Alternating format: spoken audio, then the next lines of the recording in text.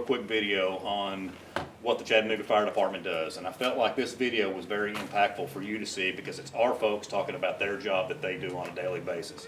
I know Chief Chambers had a video that is pretty graphic, that really shows what those officers go through on a daily basis.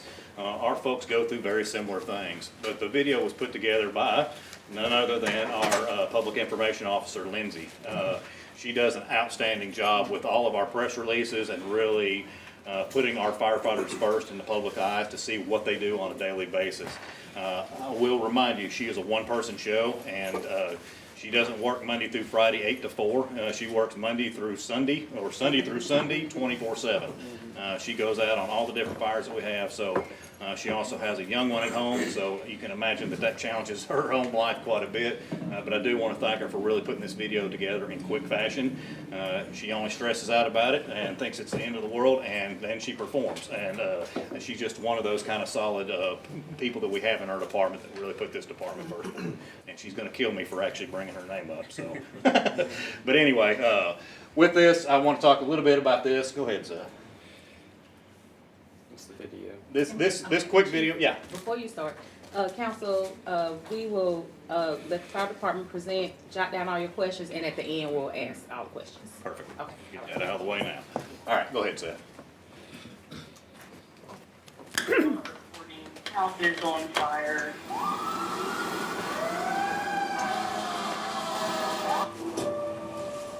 Taxi 1, make an entry to the A5. We're making entry, stop button, 140 stop button.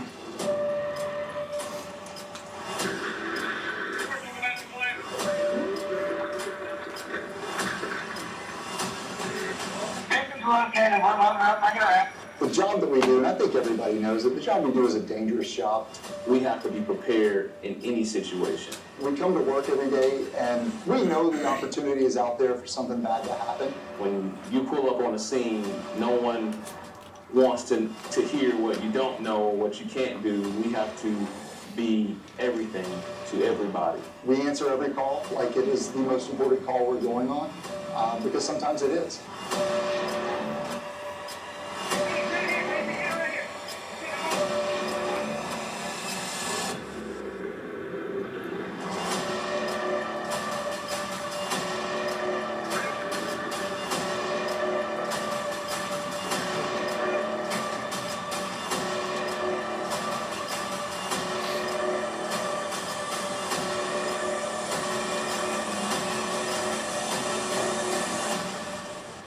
You are your district's protector. And when there is a problem or someone's having a bad day, you are the answer to that problem. And that with that comes a lot of responsibility, a lot of weight, that you sometimes don't even realize you're carrying on yourself. So as you drive through your district, you go to events, you go to calls, everyone in that district is dependent on you to come and resolve whatever problem that they're dealing with in that moment. So to do that day in and day out, 24 hours at a time, can be very mentally taxing and stressing to firefighters. 1 minute you're in bed at 4 or 5 o'clock in the morning. 3 minutes later, you're waking up doing CPR on an infant child that may or may not make it. And to have to deal with that, plus dealing with other aspects, a lot of us work second jobs because we have to make our ends meet. Bring that in with your family life. Bring that in with your own kids if you have small kids. Everything can compound on you. We average in the summertime probably 12 to 15 calls in a 24-hour shift, which means that any time within that 24-hour shift, we could be called to a multitude of calls, whether that's auto accidents, medical calls, fires, lift assist for people that just need lifted up off the floor. You're getting up from, whether it's from dinner or in the middle of the night from a dead sleep, and over time that can take a toll on us physically and also mentally. When we do run a call that is what I would consider mentally exhausting for us. That might be at, 2 o'clock in the afternoon.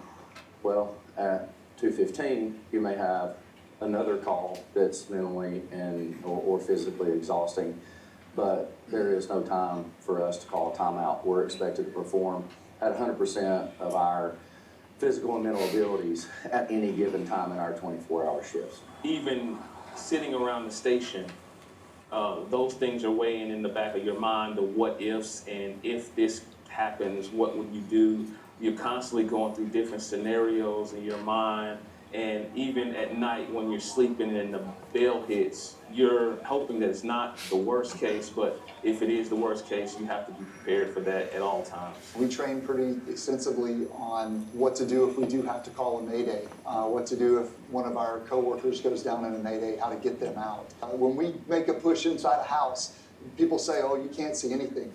You literally cannot see anything. Broad daylight, you go into burning structure, you might have a little bit of vision before you put water on that fire, but if it's smoked out and in pre-flashover conditions and thick, dark, black smoke, it is zero visibility, pitch black dark, when you go make your push through that door. And you're going into a home that you've never been in before. You don't know. If you turn left, is that a bedroom? Is that a kitchen? Is that a bathroom? What have people piled in front of that exit way? I can remember going into a house and looking at windows as we're walking in, saying that's our bailout. If something happens, we're going to go on a left-hand search. We're going to bail out that window, or that window. We've been inside, and I never felt a window.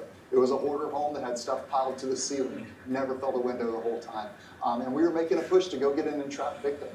Firefighters typically don't want to be honored or praised for the work that they do. Is something that's in us that we want to serve our community, and we want to be a part of it. We want to believe that we made a difference in the community that we live in, that we work in, the city that we call home. It is challenging seeing different people struggle with different things medically, or say if we show up on scene to a fire and just having to witness people go through one of the hardest and worst days of their lives. It's rewarding getting to be there for them and to just try to help them in any way we possibly can, whether it's putting out a fire, whether it's lifting someone off the floor, just being that person to assist in any way possible with a kind gesture or even just an action. We just love to give back, and we'll work through all the challenges just to be there for our community. To be able to say that you were there in someone's hour of need. It's hot, please hurry. Help me. What room are you in? I can't get out. Is there a window or anything to go through? We have somebody outside, okay? We're still searching. We have 2 indications, 1 victim out. Clear on 1 victim out.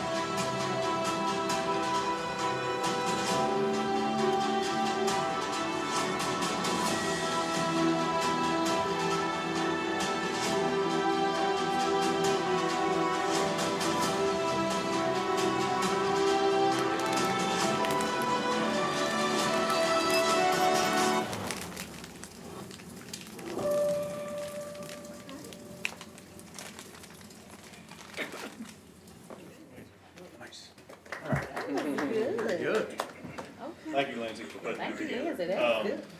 If you heard the lady that had a raspy voice saying that she was trapped in her house.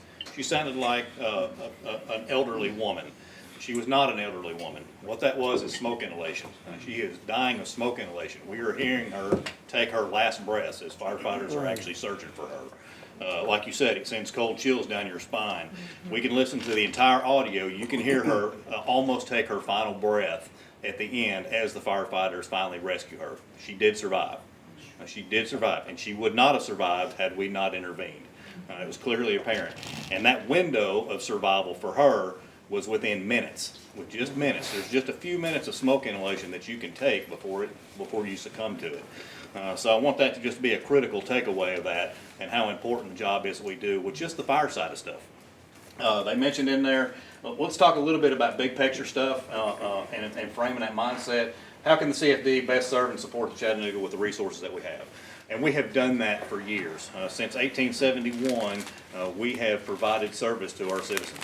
And all I can do, and my job is to make our service better. That is my primary concern in all that we do, is to make our job safer for our firefighters and better for our community. And I feel like we've done that. As leadership changes, that same mindset will continue.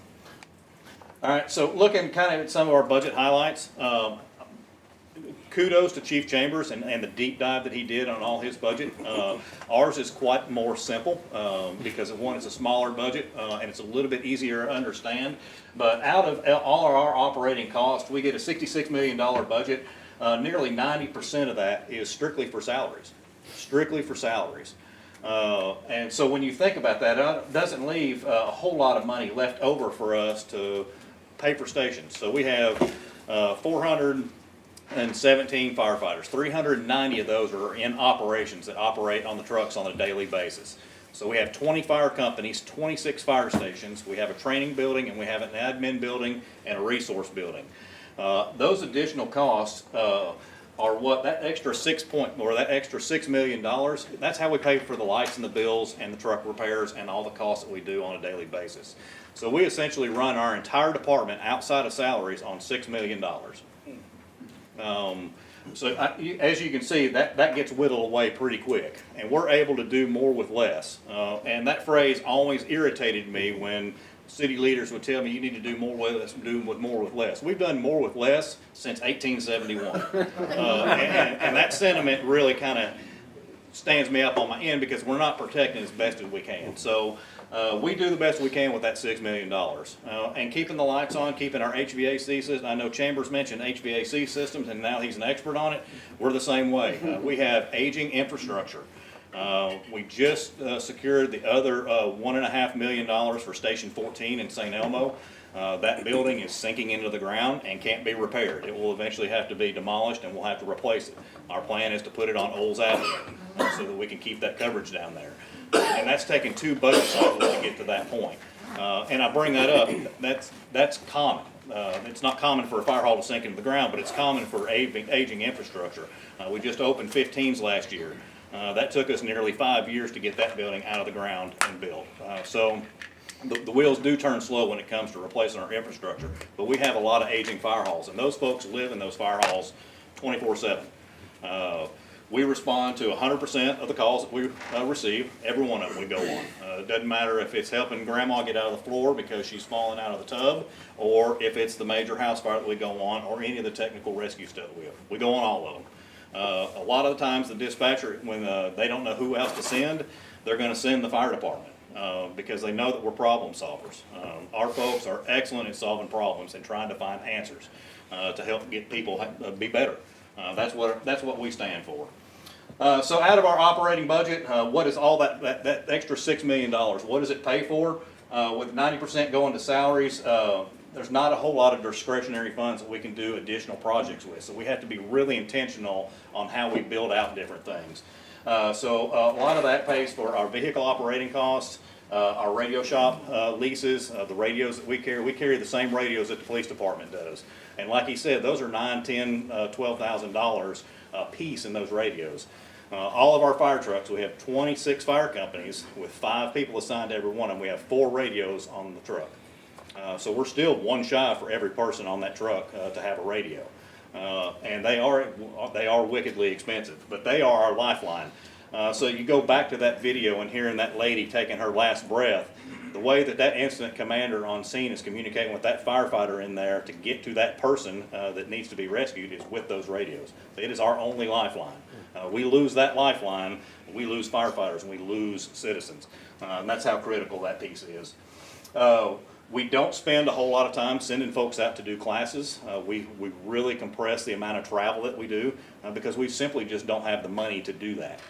I would love to send all of my firefighters at some point to the National Fire Academy to get command level classes, to get executive officer level classes, and I just haven't had the capability to do that. So it's forced us to be a little bit more creative in how we do that. We did implement a wildland fire team, and we did implement a water rescue team, and we did that by utilizing some of the resources that we have available through the state and some of our other agency partners. We got a lot of our swift water training for free. From partners that we've had with the state, and we've gotten some of our training for our wildland team through the state for free as well. But it still requires people to go to classes and spend money on that kind of stuff. So you did more with less. I did more with less. I did more with less, and we're good at it. And we're good at it. But in spite of that tight operating budget, and I mean, City Council and the Mayor's office have done an outstanding job by at least continuing that process. I know City Council in past years has really helped, they've really been on our side for the CFD and really helped push raises. I know in 2021 when we got that raise from Mayor Kelly, that helped our firefighters out, but for a small period of time. As you know, that thing got gobbled up by inflation very quickly. And here we are talking about the same things once again today. But we have been able to increase a lot of that. I am super proud that our Swift Water and our Wildland team did get stood up with very minimal cost to our taxpayers. And that's just being creative and being intentional about how we do that. Our Swift Water team has already been has already been on several responses already. You just saw that they were up at North Chick not too long ago. They rescued 54 people from rising floodwaters at the Blue Hole. 54 people and 2 dogs. So, you know, that's pretty impactful. We have needed that Swift Water team here in Chattanooga. When I got hired, and when Terry got hired, when Seth got hired, we were like, why don't we have a Swift Water team? We've needed a Swift Water team here for years. We got a big river and all kinds of creeks, and we don't have a Swift Water team. We had to rely on outside resources to be able to help with that. And those outside resources take time to get here.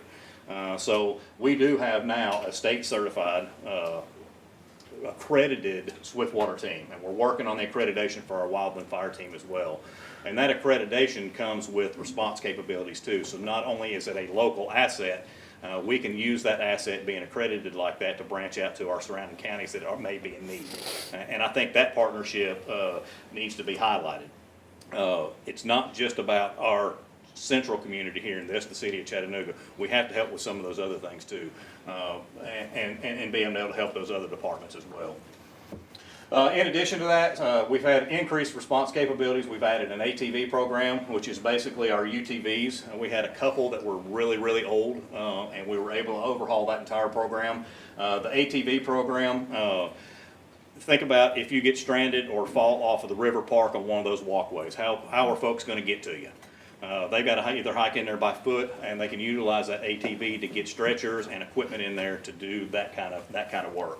The brush truck program, we had some old, early 2000 model trucks. We had just a couple of those that were they got used a lot. And over time, they just didn't perform like we needed them to anymore. So we were able to overhaul the entire brush truck program. That's a picture of one of the new ones. That really helps the wildland team be successful. We've already had significant wildfires in our area. My prediction is, with our climate, how it's changed, our department has to be adaptable to those changes, and the wildland team is one of those things that we've adapted to in our climate, along with Swiftwater. You know, when was the last time we've had major flash flooding here? You know, it's kind of unique. It doesn't happen often, but it seems to be more frequent. Wildfires are kind of the same way. To me, I've always looked at all these different programs as like a football team. I want to put as many players on the field as I have in reserve. Because if I deplete everybody in the field and I don't have a way to back all that up, we're going to fail. So the wildland team, just the wildland team was still in its initial things when the incline caught on fire. You know, that was a huge, huge impact, financial impact to our community. And they're able to keep back up and running now. And I think today we would be more successful with that had our wildland team been fully operational at that point. So I think that's just a case in point. These kind of programs save lives and they save dollars over time. Our forcible entry training simulators, these are just some other items that we've talked about that we've done for firefighters. The forcible entry training simulator is just a simulator for firefighters to practice doing forcible entry.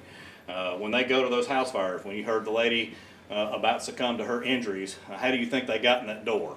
You know, she didn't hand them a key. There wasn't a key under the mat. They actually had to force that locked door. And that locked door could have burglar bars on it. It could have extensive deadbolts on it. Doors are not always easy to get into, so we have to train for that. Traditional style helmets, leather boots, all of those are items that we've gotten for firefighters to increase their safety. I know when I first started here, the level of turnout gear that we wore, you could still get burnt very, very quickly in that. We have a committee now set up to look at all of our turnout gear that we continuously evolve as the PFAS concern comes up with the cancer-related items that are in our turnout gear. As those concerns come up, we're addressing those on the front end with the committee to try to find PFAS-free type gear so that we're not exposing our firefighters to cancer in the gear that they wear. And that's a whole nother conversation. But those are all things that we're trying to do for firefighters. Other capabilities, we have drones and other little smaller projects that all kind of relate back to firefighter safety and health. The more safe and more dedicated I can make those dollars towards our firefighters and make them safe and get them the tools and resources they need to do an already difficult job, the better off it is for our community.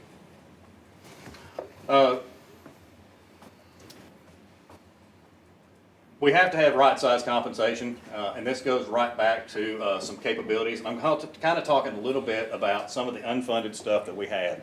We did submit a flat budget this year in anticipation of the this amendment, and that unfunded, all the things that we were wanting in this are some of the things that are listed here. We need, that's where we need your help. We still have to, so just based on our call volume, we'll talk about call volume here in a minute, we need another ladder crew at Station 21 in East Brainerd. We have to have that. The call volume is just there, and that's going to require 15 people to do that. The administrative deputy chief, that is another internal thing in our administration that we've got to have. The capacity that Seth operates with and the amount of workload that we have that is there, it's time to start delegating some of those duties. And I think that's one of our critical positions that we're going to have to fill. Community risk reduction. Lots of fire departments have community risk reduction chiefs that look at problems throughout the community and target focused programs based on those needs.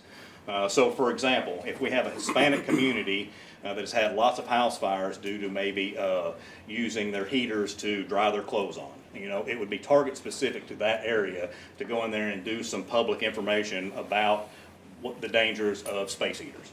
Just an example there. But it's more encompassing. It's looking at the entire community and what those needs look like.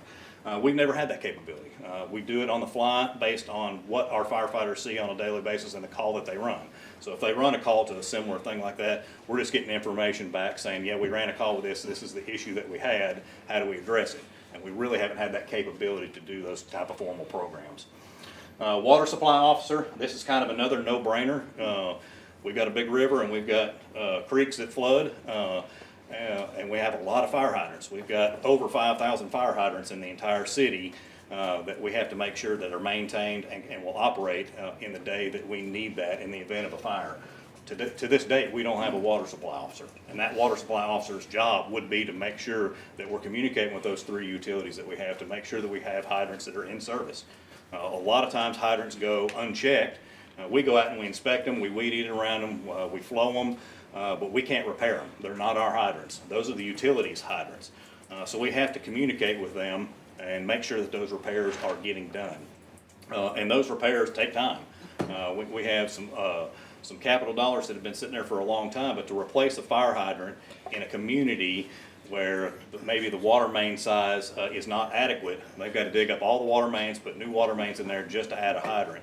Those type projects take a long time. And that's what that water supplies officer would be able to do, is try to oversee those utilities to make sure that that gets done. And again, that relates right back to safety. The more hydrants we have, the easier it is for us to get water on a fire in those critical few minutes to save a lady like you just heard. Our PIO, again, I mentioned Lindsay earlier, is a one-person show. She does an excellent job, but she's got to have relief. She can't continue in that capacity for an entire career. And it's no different than the firefighters. If a firefighter works 24 hours, he gets a 24-hour break. Those breaks are what help our mental health and our physical health. If we don't have those breaks built in there, we will absolutely burn people out and wear people out. And honestly, Lindsay is in that boat. She is in that boat. She needs some assistance, and we don't have a capability right now to be able to give her any assistance.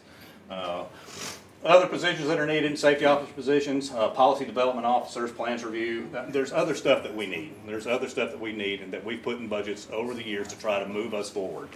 I want to go back to Chief Chambers made a very good point on how many officers he has in the street doing the work, and then how many supportive administrative staff he has. You had, what, 121 something administrative staff? We have 16. We have 16, and that 16 encompasses all of our maintenance personnel that take care of our fire station, plus a budget analyst, plus a PIO, plus an administrative assistant in training, and an HR person. We have one HR person. So again, we've done more with less over the years, and that number has to grow at some point because the capacity is just there. Apparatus replacement, our continuous of our apparatus replacement. Thank you to council over the years for helping us get to that point. I know Chief Adams and Chief Flint and previous chiefs before were always frustrated in getting those capital dollars because fire trucks are expensive. And if you've noticed, our fleet is starting to look a little bit different than it did. We still have a lot of trucks that are on the road that have 20 plus years on them. 20 plus years on a fire truck is, one, it's dangerous. And two, it's expensive. It's expensive to maintain them. They don't hold their brakes. They don't hold their pump capacity. They don't have modern technology in it. A lot of those older fire trucks that we have, they don't have airbags or any safety restraints in them other than a seat belt. So there's no way to protect firefighters in the event of a rollover. So a lot of the newer apparatus that we have out there have a lot of those safety features in them that really protect firefighters. But we've put a dent in it. We have put a dent in it, thanks to council and thanks to the mayor's office for allowing us to get a lot of those capital dollars to buy those trucks. That is, outside of people, that is probably one of our more expensive things to maintain over time.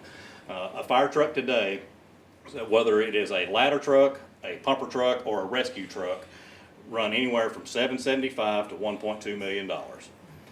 And I don't go get those off a shelf. I don't go get those off a shelf. When I order one of those, it takes at least 2 years to get that truck in. So in the meantime, what happens in those 2 years? I'm taking that 20-year-old truck and running it for a couple more years until that replacement gets here. We always joke, I just had Walker County, if you saw Walker County, just totaled one of their ladder trucks. They called me and said, hey, you got an extra ladder truck you can sell us? And I honestly said, you don't want one of our ladder trucks when we're done with it, because we use them all the way up. They will go to a Compass auction and sell them off for whatever scrap or whatever small department may be able to use it, but I didn't feel comfortable offering up a ladder truck out of our fleet. One, we can't stand it because we still don't have enough apparatus to run the daily calls that we have because we don't have enough reserves. So even the newer trucks break down. So I didn't feel comfortable telling Walker County, yeah, I've got an extra one laying around. I don't have any extra laying around. All the extras that we have are for reserve apparatus for when those trucks go down. The frontline trucks go down, we've got to be able to put the crews right back into it that day so that we can continue the service. And honestly, Fleet does a really good job about maintaining those, but it is expensive. It is extremely expensive to do that. But we're making some progress. If we add any of the ladder crews to like Station 15, that will require another $1.2 million plus apparatus to be able to fund that. That puts a ladder company at Station 21. Other land acquisition, if you're familiar with Station 8 on Hickory Valley, does everybody know where Station 8 is on Hickory Valley? Station 8 is a single engine company. They run as many calls a year as all of Station 1 does with 3 apparatus. And Station 1 is one of our busiest stations. 8, with 3 to 5 people on a daily basis, the call volume that they run is absolutely wearing them out. So I'm at a point, just because of growth and expansion and all the growth that has happened in that area, we have to expand our services at some point. We can't continue to wear these individuals out on a daily basis. And what that means is that we would shut down 8s and add 2 additional companies that can spread out our coverage. And that's what we're going to have to do. I mean, that's the recommended practice. That's where we have to expand, because those individuals can't do that. I know when I first got hired, I went to Station 1. I spent 15 years at Station 1. And you heard the one individual, Britt Bradshaw, talk about running 12 to 15 calls a shift. That's a lot of calls. When I first joined Station 1, for that first handful of years that I was there, if we ran 12 to 15 calls, it kicked our butts for one, but it wasn't near as common. Like every rotation we might get that, and then some rotations we've ended with 5 or 6. It is consistently 12 to 15 calls for all of our stations now. All of our stations, even our slower stations, 22s, some of the other outlying companies are just as busy, if not as busy as some of our busiest stations, but busy. And that to me is just an escalation in how our community has changed over the last few years. So we're going to have land acquisition in that Shepherd community to be able to pull that off. And that's an expense. Let's talk a little bit about reasons for why people leave the department. The red bar right there shows that those are our resignations. And if you notice, there's a pretty sharp decline on resignations in 2025. Why would you think that would be? They're waiting on action. They're waiting to see what pay is coming. They're waiting on your action on what pay is going to look like for them. And I can promise you, if nothing significant happens, those resignations will spike back up. We've got a lot of individuals right now that are ready to leave if nothing happens. And we're at that critical point where action has to be taken, that if it's not, it's going to put our jobs in jeopardy as far as being able to provide for the community. So imagine me losing 30, 40, 50 people because of low pay. And that's where a lot of them are at. That's what we hear constantly. One shift, we have 3 shifts, red, blue, and green shift. On one shift, we have roughly 130 personnel. So imagine taking half of that and doing away with it, and then us still be able to have to answer the amount of call volume that we do. It's not safe, and it's actually extremely dangerous. Go back one more. In those resignations, nearly half over the past 10 years are just not getting supported by pay. That's what that really equates to. We haven't fortunately had to terminate a lot of people. That does happen from time to time, but that's definitely not our driver. Resignations make up the majority of it. Retirements are evident, me included, but retirements are evident. Over the next few years, retirements will escalate. So that compounds the problem. A lot of these folks that have their 25 years in, or even 28 years, they're waiting to see what this next check looks like to see if they want to stay or not. And I have a feeling that if there's nothing significant there, we will not only have lots of resignations because of our 5-year folks that just can't stay here anymore because they can't afford to live here. Those retirements will escalate as well. So it's kind of a compounded problem. All right. Like I mentioned, nearly 50 or a little over 50% of our resignations are our folks in that 1 to 5 years, that 1 to 5 year mark. So I know a lot of you were involved in the fire ops class, and you understood kind of a little bit about what they go through on a daily basis. Our recruit academy is 6 months, and there is very, very little room to compress that time frame at all. Because we not only have to prepare them for fires, we have to prepare them to be an emergency medical technician. We have to prepare them to be a hazmat technician. We have to give them a dose of swift water. We have to give them a dose of wildland. We have to give them a dose of rescue. So there's lots of things that they have to do in that academy to help prepare them. It's just the initial step. Honestly, if you were to take our recruit program and put it in a curriculum in a college, it would take a 4-year degree to get to that point for the amount of skills and stuff that they actually have to do to get through a 6-month academy. So those 5-year folks are extremely, extremely valuable. They may be limited in their experience, but they come out of the academy sometimes more trained than some of our seasoned firefighters. So that is a demographic in our department that I think is extremely critical. Those 5-year folks are waiting for that next step and that next pay bump. Our folks at the 5 to 10 year mark are still pretty significant. Imagine losing an individual that has 10 years of experience with our department. How does that impact that crew? And how does that impact our community that they serve? You remove that experience goes a long way, especially when you're having to make quick decisions on a scene and solve problems quickly. And that kind of experience is just invaluable. Now, when we get up to around the 10 to 15 year range, they become vested in a pension. And it's almost too late to go back at that point. Once they've got their investment in the pension, they're probably going to stay. Some of them just finally throw in the towel like they just had enough and maybe find some other jobs. But they're locked in at that pension. That's why we tend to lose a lot of the 5 to 10 year folks, because they don't have value here yet. They're not invested in being here yet. And there's other opportunities that look more attractive for them. And that's why that base pay is so critical, because we're bleeding folks right now. We're bleeding folks. 2021 put a Band-Aid on a major hemorrhage. Put a Band-Aid on it. And it was welcomed. But like I said, inflation gobbled that up, and here we are right back in the same boat. We are bleeding folks out of here. And it scares me that we're bleeding folks out because of pay, and it scares me that we're bleeding folks out of here because of retirements.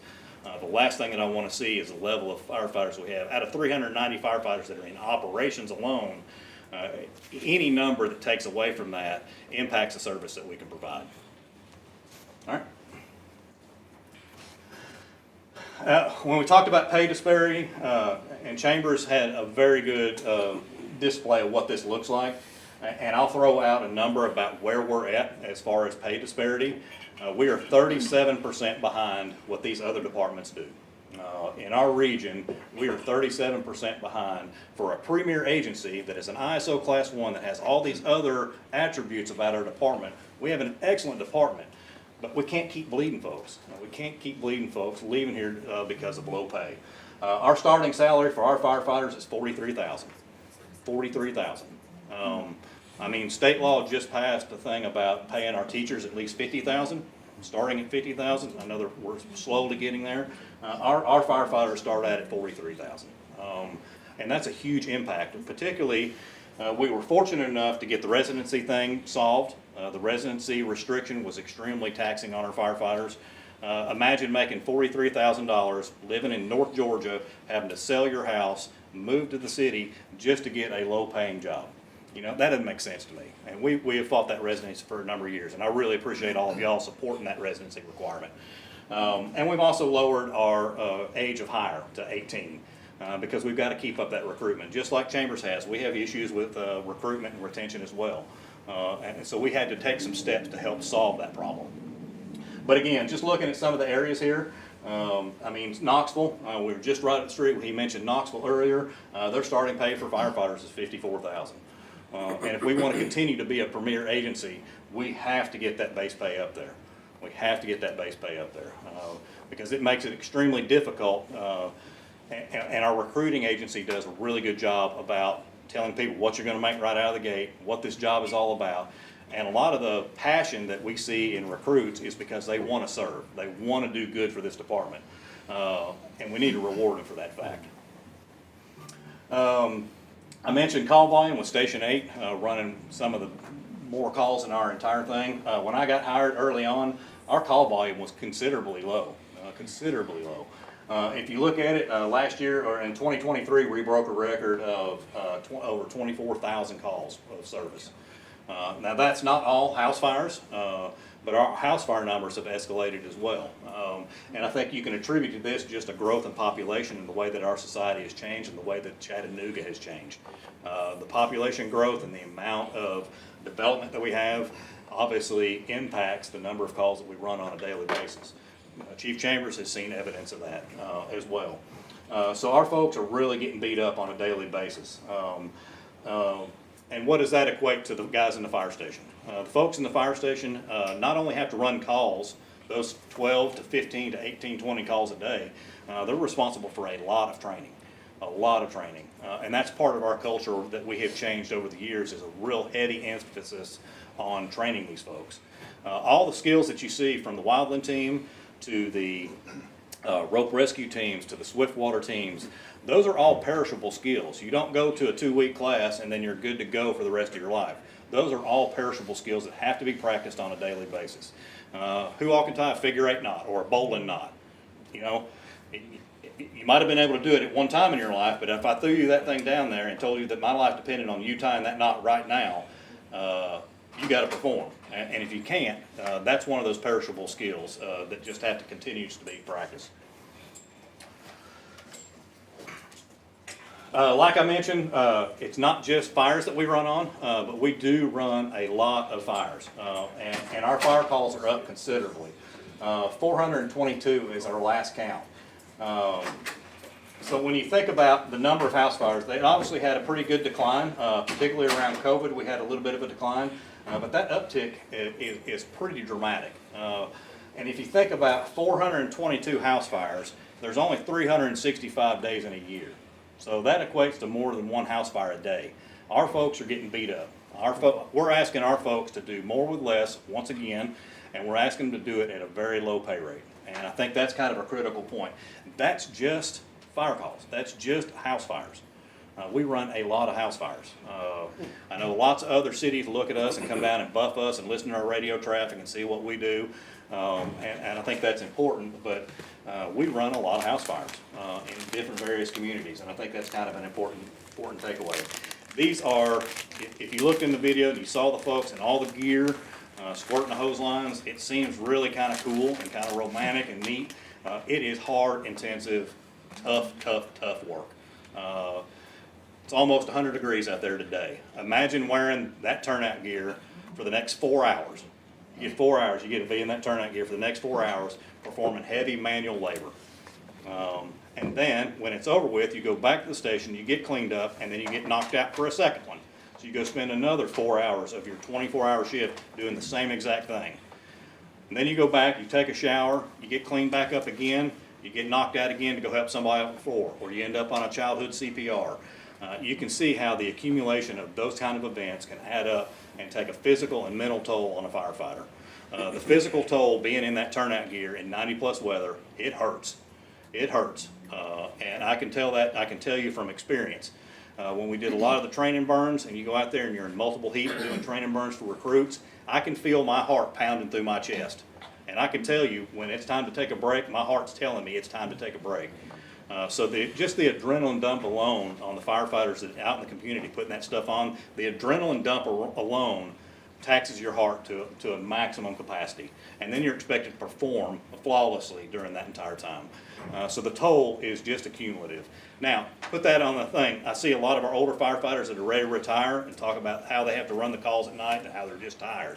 Their bodies are worn out and broke down. No telling what kind of carcinogens they've been exposed to. I get a lot of firefighters that end up with prostate cancer and different various cancers after the fact. That has escalated, and unfortunately some of the presumptive cancer laws help protect them for the lifetime of that, but we still got some work to do there as well. But our folks are getting beat up on a daily basis. When a guy leaves, when a guy retires out of the fire companies after 25+ years of service, there's not a whole lot that they can do after that physically. They are broke down physically. It really takes a toll on them. All right. So thanks for all the work that we've done up to this point. And this is, again, like Chief Chambers mentioned earlier, we need your help. We need your help to stop a bleed that we can't put a Band-Aid on. We need some serious help in helping with this pay disparity. I want our department to be the best department in the country. I've always wanted that. And we have done an outstanding job over the years. All the firefighters, everybody have done an outstanding job pushing this department to be a premier department. We have the skill, we have the culture built, we have the leadership capability within the department. It's your turn to show what you can do to help those firefighters and increase that base pay and get it up there where we can actually truly be a premier agency. Nothing hurts my feelings more to see a good firefighter that has 5 or 10 years to leave to go to another fire department to make $10,000, $15,000, $20,000 more a year when I know we can do better. When I know we can do better. Because that experience, the amount of time and energy that we poured into that individual, like Chief Chambers said, he had that one guy that had left and said, I don't want to leave, I like what's going on here, but I don't have a choice. Our firefighters in that same exact position, multiple times. And it breaks my heart to have a resignation letter come across my desk So, and I appreciate it, Chief, but I just can't afford it anymore. That's sad. That's sad, and I know we can do better as a city. Some of the risks that we have, this is bad for firefighters and for the public we serve. We do run the risk of losing our ISO classification. We barely eked in with our ISO classification, and as you know, that classification has a direct result on our homeowners' insurance and can lower those costs. We have the lowest homeowners' cost impact than any other fire department in the region because we are a Class 1. We're in the top 5% of all the departments in the country when it comes to ISO. That's significant. That's hard to maintain. So when I go back to when we talked about Station 21 needing an extra ladder company, and we talked about Station 8 needing to branch out into 2 companies, if we don't do those, we will lose our ISO classification 1. We will lose that. And I think that's an important takeaway. Resignation and attrition will obviously increase without some sort of pay increase. That puts us at risk. Instead of 4 or 5 people showing up on that house fire, I will consistently put 3 on scene. I hope. If that continues, if those resignations and all that continue, it may be that I have to brown out stations. And nothing scares me more than browning out a station. Our battalion chiefs and our firefighters do an excellent job about staffing our trucks on a daily basis. It is rare that we put a truck out of service for an extended period of time where we can't serve that community. We really thrive on making sure that that happens. But we're right there on that teetering platform. It will not take much of folks leaving through resignation and attrition to impact that number. And I would hate to tell Councilman Henderson, sorry, Station 20's closed today. Or, hey, sorry, Station 8's closed today because I don't have the staff to do it. That's the danger that we seek next. That's how critical our firefighters are and how critical we are with those resignations and retirements. Recruitment challenges, obviously, we've done a really good job, and I will give a shout out to Damien and his team for helping with a lot of our recruitment. Our recruitment numbers are up more than we have been because we've been intentional. Because we've been intentional about recruiting good hires. We haven't lowered our standards. We still have a minimum standard that we have to hit through all that. But it's important to note that those conversations in the recruitment division, prior to Damien, we did not have a recruiting division. We had no recruitment personnel that were dedicated to doing recruitment. So he's done an outstanding job of pushing that program. And he's actually involved a lot of the firefighters to come out and help with that. So all that, our firefighters have to come out and help with doing the physical testing, with doing the written testing. We have an individual that's a firefighter that actually helps our folks pass the civil service exam.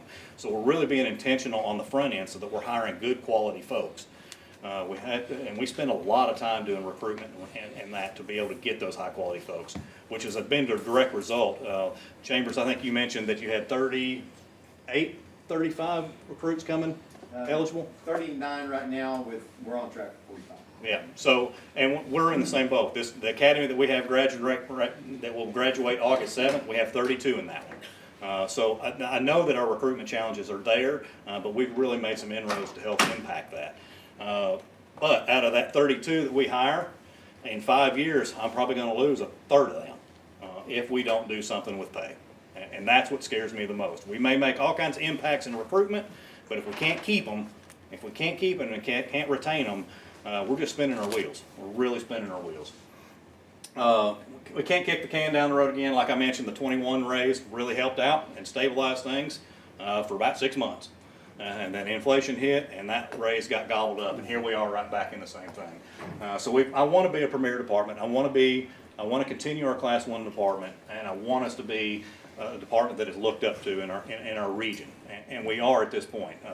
Right now, being in mutual aid helps us. We're kind of the big kids in the sandbox, so to speak, and we draw a lot of additional resources from a lot of those mutual aid partners, and then we provide that aid as well. And I think that partnership is extremely critical when it comes to service. But again, we can't kick the can down the road. The last thing I want to do is reduce the services that we provide. We're on a track to provide excellent service, and we got to keep that up. And the only way that we're going to keep people here is to pay them. And I hate to be that frank, but if you don't pay people, I know we can never pay any of our firefighters what they're worth, but we at least got to make it competitive. And $43,000 is simply not competitive. All right. And staffing shortages, I mentioned that. So with that, I think that's the last line. I'll take any questions that you have. All right, Chief, thank you so much for your presentation. And council, I do want to know that Chris Hopkins is here with the Fire and Police Pension Fund. If you have questions for him, I know Chief Chambers mentioned that earlier. So if you have any questions for him, feel free to ask that as well. And with that, okay, hold on, I got Councilman Harvey. I know I got Councilman Clark. Anybody else? I'm gonna get in early, Madam just in Chair. case y'all get long with me. Anyone else right now? Okay, all right, we're gonna start with Councilman Harvey. All right, thank you, Chief. Appreciate sir. everything y'all do. And I'll never forgive you for sending me down the rope course during fire. I'm still shaking him up. Perfect I have impact. video evidence of that. Yeah, oh great, thank you. So I'll ask you the same thing I asked Chief Chambers is what, if you had your druthers, what would the salary number look like? And I mentioned it earlier, what did I think it was? Around 55. Around 55. I mean, and that's a ballpark number. We know what that dollar figure looks like in our budget at some point. But again, that comes up to what our constituents want. And I know tax rate, tax increase, and all that is scary for everybody. But at the end of the day, we gotta pay them.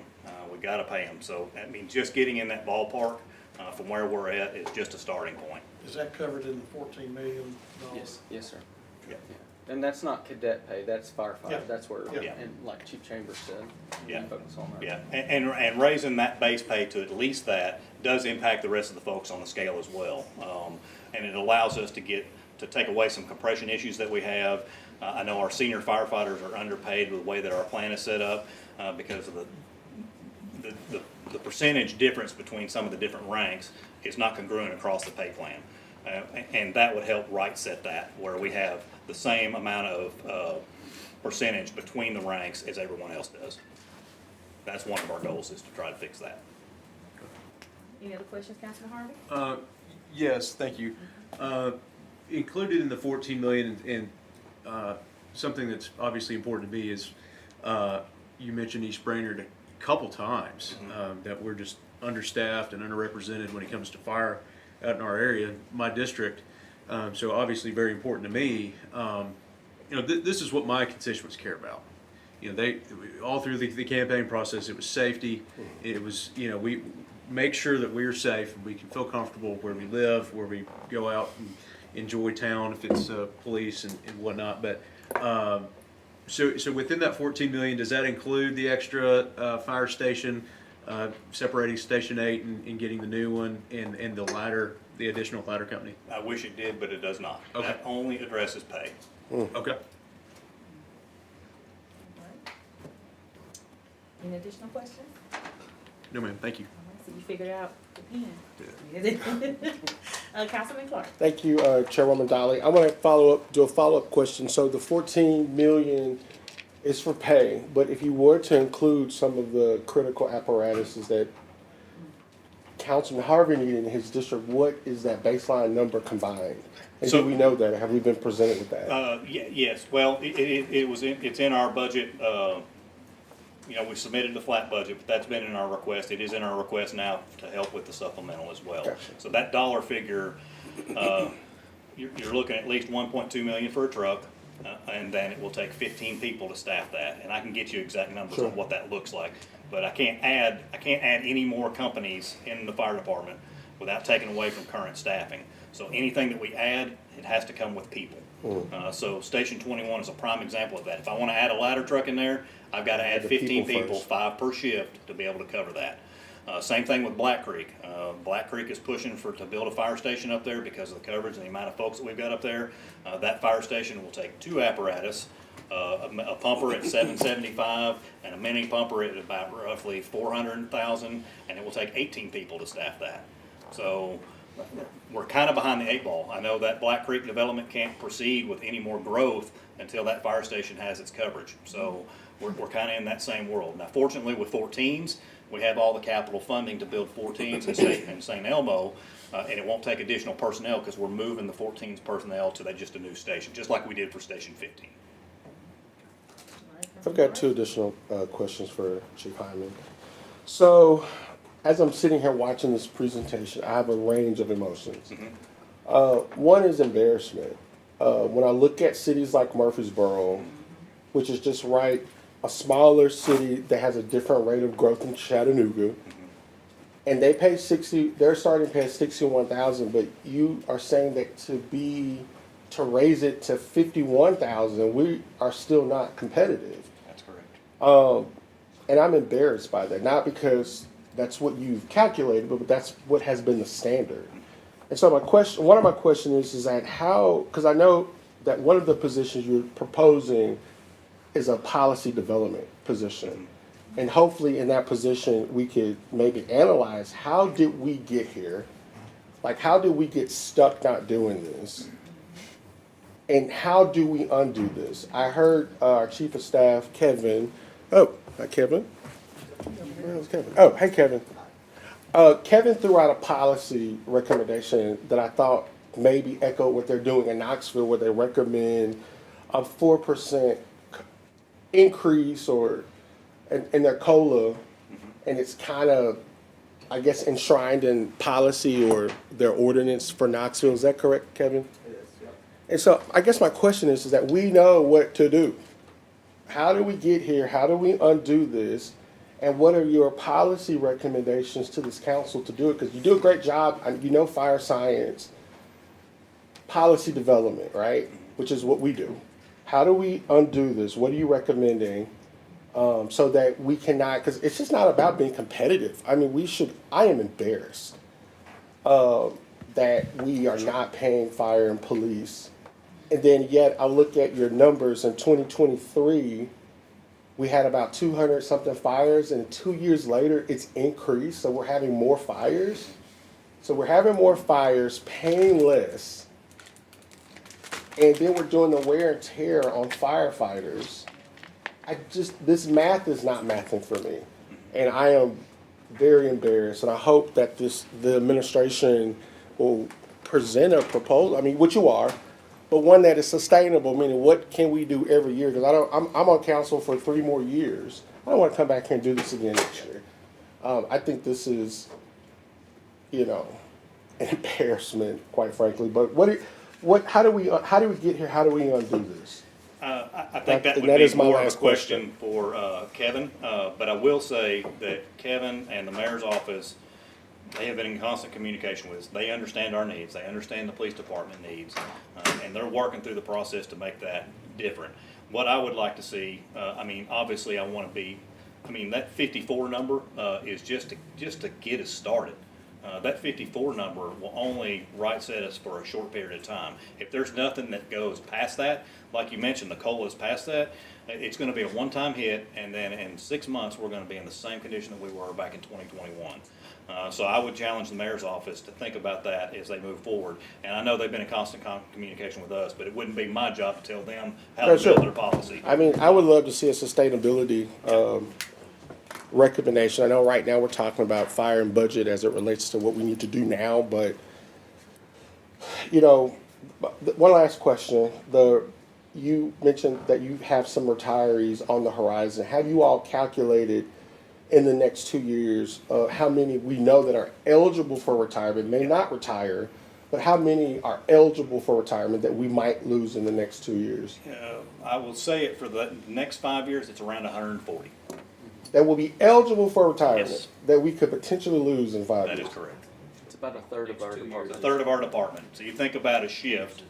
A shift has roughly 130 something people on it. I could lose an entire shift and lose coverage on one single day for 24 hours if I lose those folks. In 5 years. Over 5 years, yes. Cool. And a lot of those folks are on the fence waiting to see what happens. Because the good thing is if something does happen, if something significant does happen and those individuals choose to stay, it will help their pension out. It will help their pension out, and they're likely more to stay if that can impact it, because they're not going to stay just 1 year either. If they get a healthy raise, and they're not going to stay just 1 year, they're probably going to stay for 2, 3, 4 more years because it maximizes their benefit when they retire. So, Thank you. Thank you, Chief. yes. Thank you so much. And just as a quick follow-up to Councilman Clark, Chris, did you have any comments about the fire, police pension, or anything as mentioned here? Sure, I'd be happy to address that if you like. I'll come up front if that's okay. Okay. Just I'm on the agenda for a presentation at 3:30. We can get into a little more detail, but I'd be happy to give you just kind of quick overview of our guess of the impact. Chairwoman Dolly. Oh, yes. Yeah, I think, so conceptually, right, we're pondering and deliberating about some potential adjustment to the millage to try to address the compensation challenges that we learned about today from both fire and police. And so I think it would be helpful if you could kind of do an overview of how's the pension doing right now? Yep. What are the trends that you guys are seeing? And conceptually, what kind of impact do you think the pension would have if we were to pursue something in the $23 million range? Sure. And then that, I think, will equip us initially for some baseline information and come back as the administration moves forward toward a proposal in detail.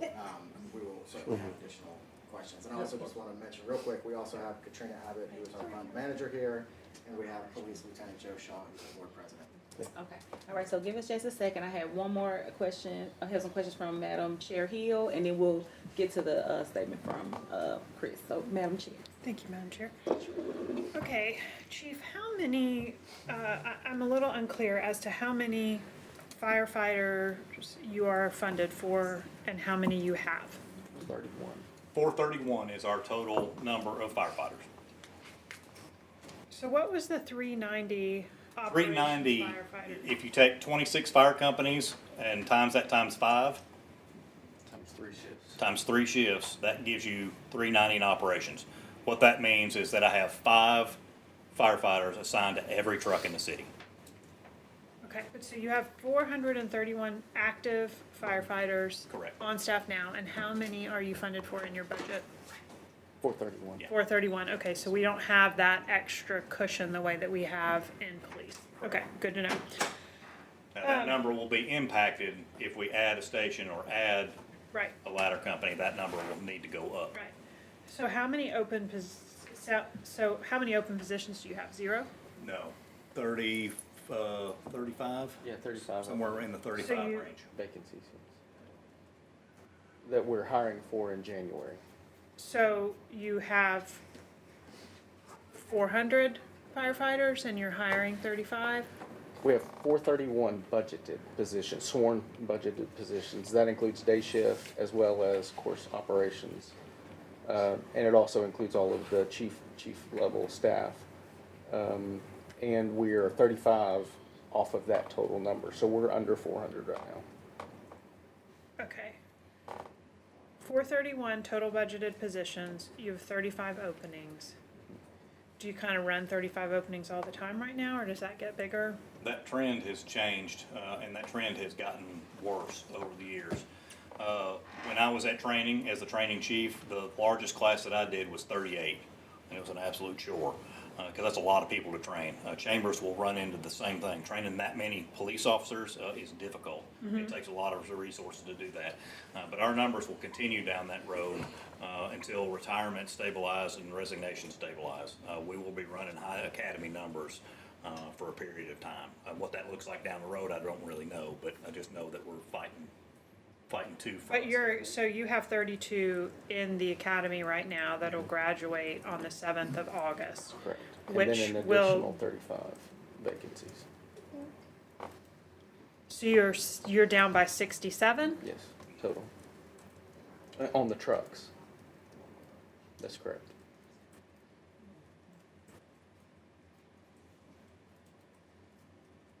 Okay, so you have 431 that you're budgeted for. You're down by 67 total people. You have 32 in training that will backfill this 67, and then you have 35 additional that you need to fill. Correct. Which will start in January. They will start training in January, or they will graduate They will train in January and graduate in August. next August. So it's gonna take you a year Yes. to get those. Okay. Yeah, it's a 6-month academy and roughly 3 to 4 months to onboard them through their physicals, their ability tests, their written tests. So you're only running one academy a year? We don't have the capacity to do more than that. Okay, okay. Now, one caveat to that is that now that we've removed the residency requirement, we do have the capability to hire a lateral academy, much similar to what the PD does there. And we would be able to open that up specifically for a smaller number of folks that have their certifications already. Prior to the residency requirement, we couldn't do that. Because most of the folks that have their Firefighter 1, Firefighter 2, and their EMT did not live in Chattanooga or in the state of Tennessee. They lived in North Georgia, North Alabama. So we would have the capability to do a lateral academy to fill in those gaps. So if we hire 35 in January, we're obviously going to have a gap when they finally graduate. I have the capability now to hire a smaller academy after that academy and a lateral with a smaller number of folks to keep that pace up. So Okay. that's the strategy we put in place to help with that, to keep that number lower. Okay. How are we doing with 18-year-olds? Are we getting any traction? This will be the first academy coming up in January. This will be the first academy that we will see those individuals actually show up. And I don't know what that number looks like yet. We've got, We have over 350 applications so far, and we do know that some of those have been between 18 and 21. So we're pretty excited about that. So 350 applications for 30 spots, give or take? Yeah. That's great. that's for- way better than we used to be. Yeah, that's We great. used to lead with like 40. And Okay. it was scary, and we ended up hiring 15 because most of them couldn't pass. So Right. that just shows you the dramatic increase that we've had with just recruiting alone. Okay. Formal recruiting So- alone. So our resignations in that 1 to 5 year at 50% and then 31% in the sub 10, how does that compare regionally and nationally? You know, I mean, starting, you know, I wonder about that too, you know, with teachers, if like you try a career, you don't love it, you do something else, like help me understand how we stack up against other. I don't have that actual data, but I can make an assumption that if base pay is high, they're not gonna go to another department to leave. We don't have people coming from Murfreesboro, Memphis to come work at the Chattanooga Fire Department, so the reverse is true for us. So I don't know what that would actually look like. I do know that tied directly to base pay, based on all of our exit interviews, every one of our exit interviews just about says pay is the problem. So of these 52% that leave at 1 to 5 years, are you suggesting that they're continuing to be firefighters? The majority of them actually are continuing to be firefighters. We've lost them to Murfreesboro, we've lost them to Memphis, we've lost them to other areas in the country. We've had folks go back to Oregon, back to Florida, back to wherever, just because it's just not competitive. So we have lost. Yeah, even Red Bank Fire Department, we've lost several back to Red Bank, and that hurts. So my goal next, if we can get base pay up there, I will essentially take away from some of the other departments that may not be as competitive as us, so it will ebb and flow. I know there's a lot of Walker County firefighters that are interested in coming to work for Chattanooga, but they're not coming for $43,000. And those would be the individuals that would supply me in a lateral academy. Okay.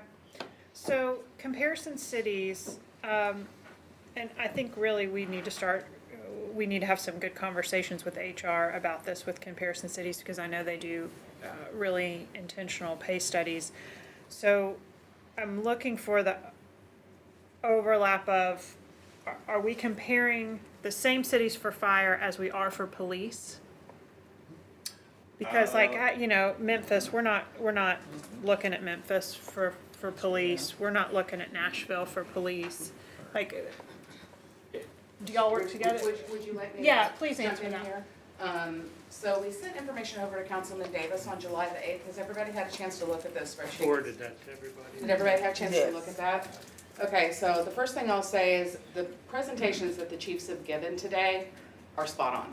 If anything, what they're requesting is actually below where the threshold is comparatively, because we have 5 comps that we use, and we picked those comps by the total number of FTEs, so similar numbers of staffing, the population, and the average median income. So we're using those to select our cities. And so the 5 cities we have are Clarksville, Tennessee, Knoxville, Tennessee, Columbia, South Carolina, Tallahassee, Florida, and Huntsville, Alabama. So in those spreadsheets, if you look at the fire and police tabs, you can go through and you can see, and it's a little confusing if you've never seen a sheet like this before, but if it's a positive number in those highlights, it means we are that much below what the average is. And so you see the disparity the most in the lower positions. And you can actually see the disparity shrink as you go up the ranks. So you start with the cadets, they're the lowest paid, and the disparity is highest among the cadets. And then as you move up through officers, firefighters, sergeants, lieutenants, captains, as you go up, the disparity shrinks until you get to the chiefs, and then the disparity is popped again because the disparity is high with our chiefs. So, but yes, when we're looking at those studies, it's the same 5 cities. So how does the pension benefit get evaluated in those comparisons? We are literally just looking at salary. We're looking at today in my paycheck, not the Today in the long-term paycheck. cost to the municipality. That is correct. For the pension benefit. Yes, when we're looking at wage, we're just looking at the hourly. And from what the chiefs have said here today, chances are, when they're making the decision to leave, they're making the decision to leave based on what they're seeing in their paycheck. Not necessarily because of the pension, because if they move to a different precinct, if they move to a different fire hall, and they move to a different department, they're gonna have some type of benefit there as well. So what I'm hearing you say is Chattanooga's pension benefit is not a determinant of choice of where to work. I would have to defer to the chiefs. So not being vested until 10 years, they got no skin in the game. They get a check payout and they go somewhere else and they can drop that money in a 401k and live in another department that makes a higher rate of money. That's the reality. So, And we vest in the general pension at 5 for the civilian workforce. yep. Anecdotally, I spoke with a gentleman last week. He's a firefighter in New Mexico, Arizona, excuse me. And he's looking at coming to Tennessee. His family's moving here. He's been a firefighter for 3 years, and this is the first time I've ever heard this. But as a young firefighter, he said, well, I looked at all the departments in Tennessee, and I actually looked at the pensions, and you guys are the only ones that have a good solid pension. And that's the first time in my career I've ever heard that. And I told him I really appreciate you digging in, and it would be great to be able to have like a holistic benefits package, review. But Well, it's interesting to think about just the way that generational expectations have changed. That an expectation of a pension versus a 401k has changed in the fact that we have this much turnover in our young firefighters. And that pension doesn't come up as this is the choice. I'm not thinking about, as a 24-year-old, I'm not thinking about when I'm a 55-year-old, right? Yes. So that's interesting to understand. Calls. So we've got calls steadily ticking up, though not in a dramatic fashion as I look at this. But what's the breakdown of the calls? I know we've got our house fire numbers are up, and I want to unpack that a little bit in a minute. But what are these calls? These are, of course, house fires, our EMS calls, our lift assists. Wait, I'm sorry, you said 45% is EMS? EMS is about 45%. Yeah. Okay, so EMS is everything? Yes, that's everything related to. Anytime they call an ambulance, correct? Yes, or anything life-threatening from a medical standpoint. Okay, all right. And then lift assists, we go on a lot of lift assists. What percent is that, would you say? I don't know off the top of my head. Okay. It's smaller. So when a lift assist call goes out, what happens at the fire department? Like, what truck do we send out? We send the district truck. You'll get one truck with however many people are on it that day to go to grandma's house to pick her up out of the floor. So let me make sure I understand. So a big red truck with 5 people on it drives to grandma's house to lift her out of the floor? Yes. Yes. Why do we do that way? Because nobody else does. So why do we not have a pickup truck with 2 people that go and have We've 3 tried people? that, what we called is a quick response vehicle program. We tried that for a number of years under Mayor Burke. That program was not successful because we never received staffing to staff those trucks. We got the trucks to reduce the wear and tear on the other ones, but we never received the staffing to do it. So if I had that car, if I had a UTV that I could throw a couple folks in to go do that, that takes away from the folks that are on that truck. So I actually would put that truck out of service to go drive the smaller truck. So unless it's staffed, it won't work. Okay, And so we've proved that. So, okay, that's great to know.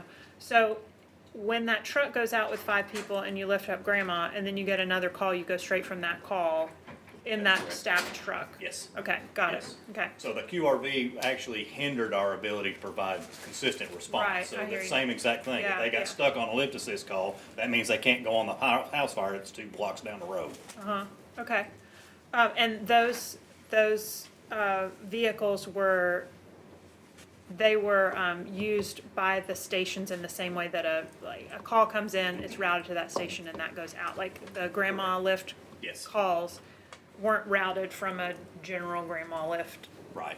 area. It was more like, we're gonna have you as close as possible. So we had 3 of those, 1 per district. So we have 3 districts, District Uh-huh. 1, 2, and 3. Downtown District, East Brainerd District, and then East Chattanooga. So out of the, and Hickson. So we had 1 truck per district that would run all those calls, Okay, which hurts response times too. 3 was not enough to be able to do that. You would almost need 1 at every station and the staff personnel to be able to do it just to go on those calls. So it's really not cost prohibitive to be able to do that. And while most people can be lifted with only 2 personnel, quite a few times, I don't know what the percentage is, but it's a pretty high percentage, you need 3 personnel. Sometimes it's because of a really tight space, they're Yeah, in they're between wedged by the toilet and the tub. exactly. Yeah. Happens And all the we end time. up with obese patients too, that we actually have to call the squads out with technical rescue and actually build rope systems to get them up. So okay. those are all things that, and Great. like you said, out of the calls that we run, so EMS, fire, lift assist, we also have all the technical rescue. We have all the vehicle extrication that we do. We do a lot of vehicle wrecks and cutting people out of cars. And I know that's your favorite piece. So, fire calls are up significantly. And, you know, I've done work around housing and, you know, can we not have sprinklers in these? Can we have a single stair in this? So I'm wondering about the why of that. If we're building safer structures, is this, I mean, my hypothesis heads toward our increase in homelessness and our increase in just cost of living, people using space heaters more, like as somebody mentioned, drying clothes on heaters. Like, can you help, do you have any insight in that? We have a little bit of insight into that. Again, that's what our community risk reduction person would do if we Yeah, I had thought that. We that would be might able be to where you would evaluate that and build programs around it. connect What I that can dot. tell you is that it is likely some of our underserved population that use heaters to dry their clothes off in the winter, or just don't pay attention to that kind of stuff. That's probably where the majority of it is. But again, without actually deep diving that and analyzing it, we can't really build programs around it to address it specifically. Yeah, I mean, it's just fascinating when you think we're pushing crime down, we're having fewer deaths with motor vehicles, or, well, actually, no, motor vehicles, you said the deaths have stayed up. They stay consistent. They stayed consistent even though our cars have gotten safer, right? That's, I can see why you would want somebody to work on this number. It's a That would allow us dramatic to be uptick that, target specific to a need. So if we Right. had a house fire in a community that didn't have a working smoke detector, we would be able to go to that community, make sure, one, that person got a working smoke detector the next time, but then we would be able to educate the community around them that, hey, here's the value of a smoke detector. They save lives, and then we actually give folks smoke detectors. If we go to a house and we find that a citizen, our older, our elderly population call a lot to go put a battery in a smoke detector. I think it get to chirping and drive them crazy. We'll go over there and we'll put a new battery or a new smoke detector in there. Okay. And that comes out of our budget. We pay for those. They don't have to pay for them. We just go install them and make sure that they've got them. Because we know that that's their first line of defense if they have a fire. okay, and this is my last question. So, mutual aid and, compensation for other work that the Chattanooga Fire Department does. So one of the things we learned about in Fire Ops Day was the chemical spills and things where there's somebody that comes in from the business and they do all the risk assessment and then they tell what it's gonna cost, and apparently they have a bill and Chattanooga Fire Department starts to get reimbursed for the expenses of that work. But it was indicated, do y'all remember that it wasn't really like consistently paid? Yeah. So I'm wondering, with regard to, I guess mutual aid is a little bit different, but are there revenue streams that we are not collecting on, that we have an opportunity? Could be. Let me give you an example. If we run in the ridge cut, tractor trailer turns over, dumps 500 gallons of diesel on the ground, Yeah. we're gonna respond in emergency capacity. We're gonna mitigate the scene. We're gonna kind of try to contain the spill the best we can with the tools and resources that we have. And then we're gonna turn that over to a cleanup company at some point. That cleanup company usually gives us or reimburses us right on scene, the pads and booms and whatever oil dry we may have used on scene right then and there. So we're able to communicate we have that relationship with the cleanup companies to be able to do that. Because the sooner we can put that stuff back on our truck, the sooner we can get in service and go on the next one. But there's not a whole lot of revenue generation there. There's not an opportunity for revenue generation there. But you feel confident in the level of reimbursement of materials, because we learned, the suits can be $1,000 a piece, If something like that goes out the door and you spend $15,000 in an afternoon on suits, we need those suits back, right? Yeah, and we're able to do that. So we do it not only through either maybe the local hazmat cleanup company that comes there, but we also can go back to the insurance company or that truck driver and recoup that. And usually that's done through the cleanup company. The cleanup company will get all that money because they have a contract with that trucking company to get that stuff, and then they can reimburse us back that way. But there's no money exchange really. Okay, but do you feel good that we are not leaving reimbursement on the table? I think there's many other areas of focus, and that one actually pales in comparison to me. Like, I don't think that that's a significant chunk of change that we're leaving on the table. Well, so I know that we're talking about pay, but you said that is a small thing in comparison to what? Well, mainly because we're not really exchanging money. I'm not waiting on a check to come from the trucking company so that I can buy suits. I'm just getting it right from the cleanup company on scene. So you're made whole it's a done deal. Yeah, it's already a mutual exchange in that equipment. We're not bleeding a lot of equipment out on a daily basis for these kind of wrecks that we think we need to generate revenue to cover that cost. I can only think of one instance here recently. In the past couple of years, we had a boat sink at Ross's Landing, dumped a whole bunch of fuel in the water. We couldn't find the owner, and the city, we ended up having to pay $10,000-$15,000 to help with the cleanup out of our budget to be able to capture that. But if we can find an owner, the owner and the insurance companies will take care of those costs on the back end. So. And they are being taken care of. And they are being taken care of. Okay, all right, that's all my questions, thank you. All right, thank you so much, Madam Chair. I did have a question, or I guess a point of information. I think Councilman Clark mentioned it earlier. I came in with Madam Chair Hill in 21 when we did the pay increase.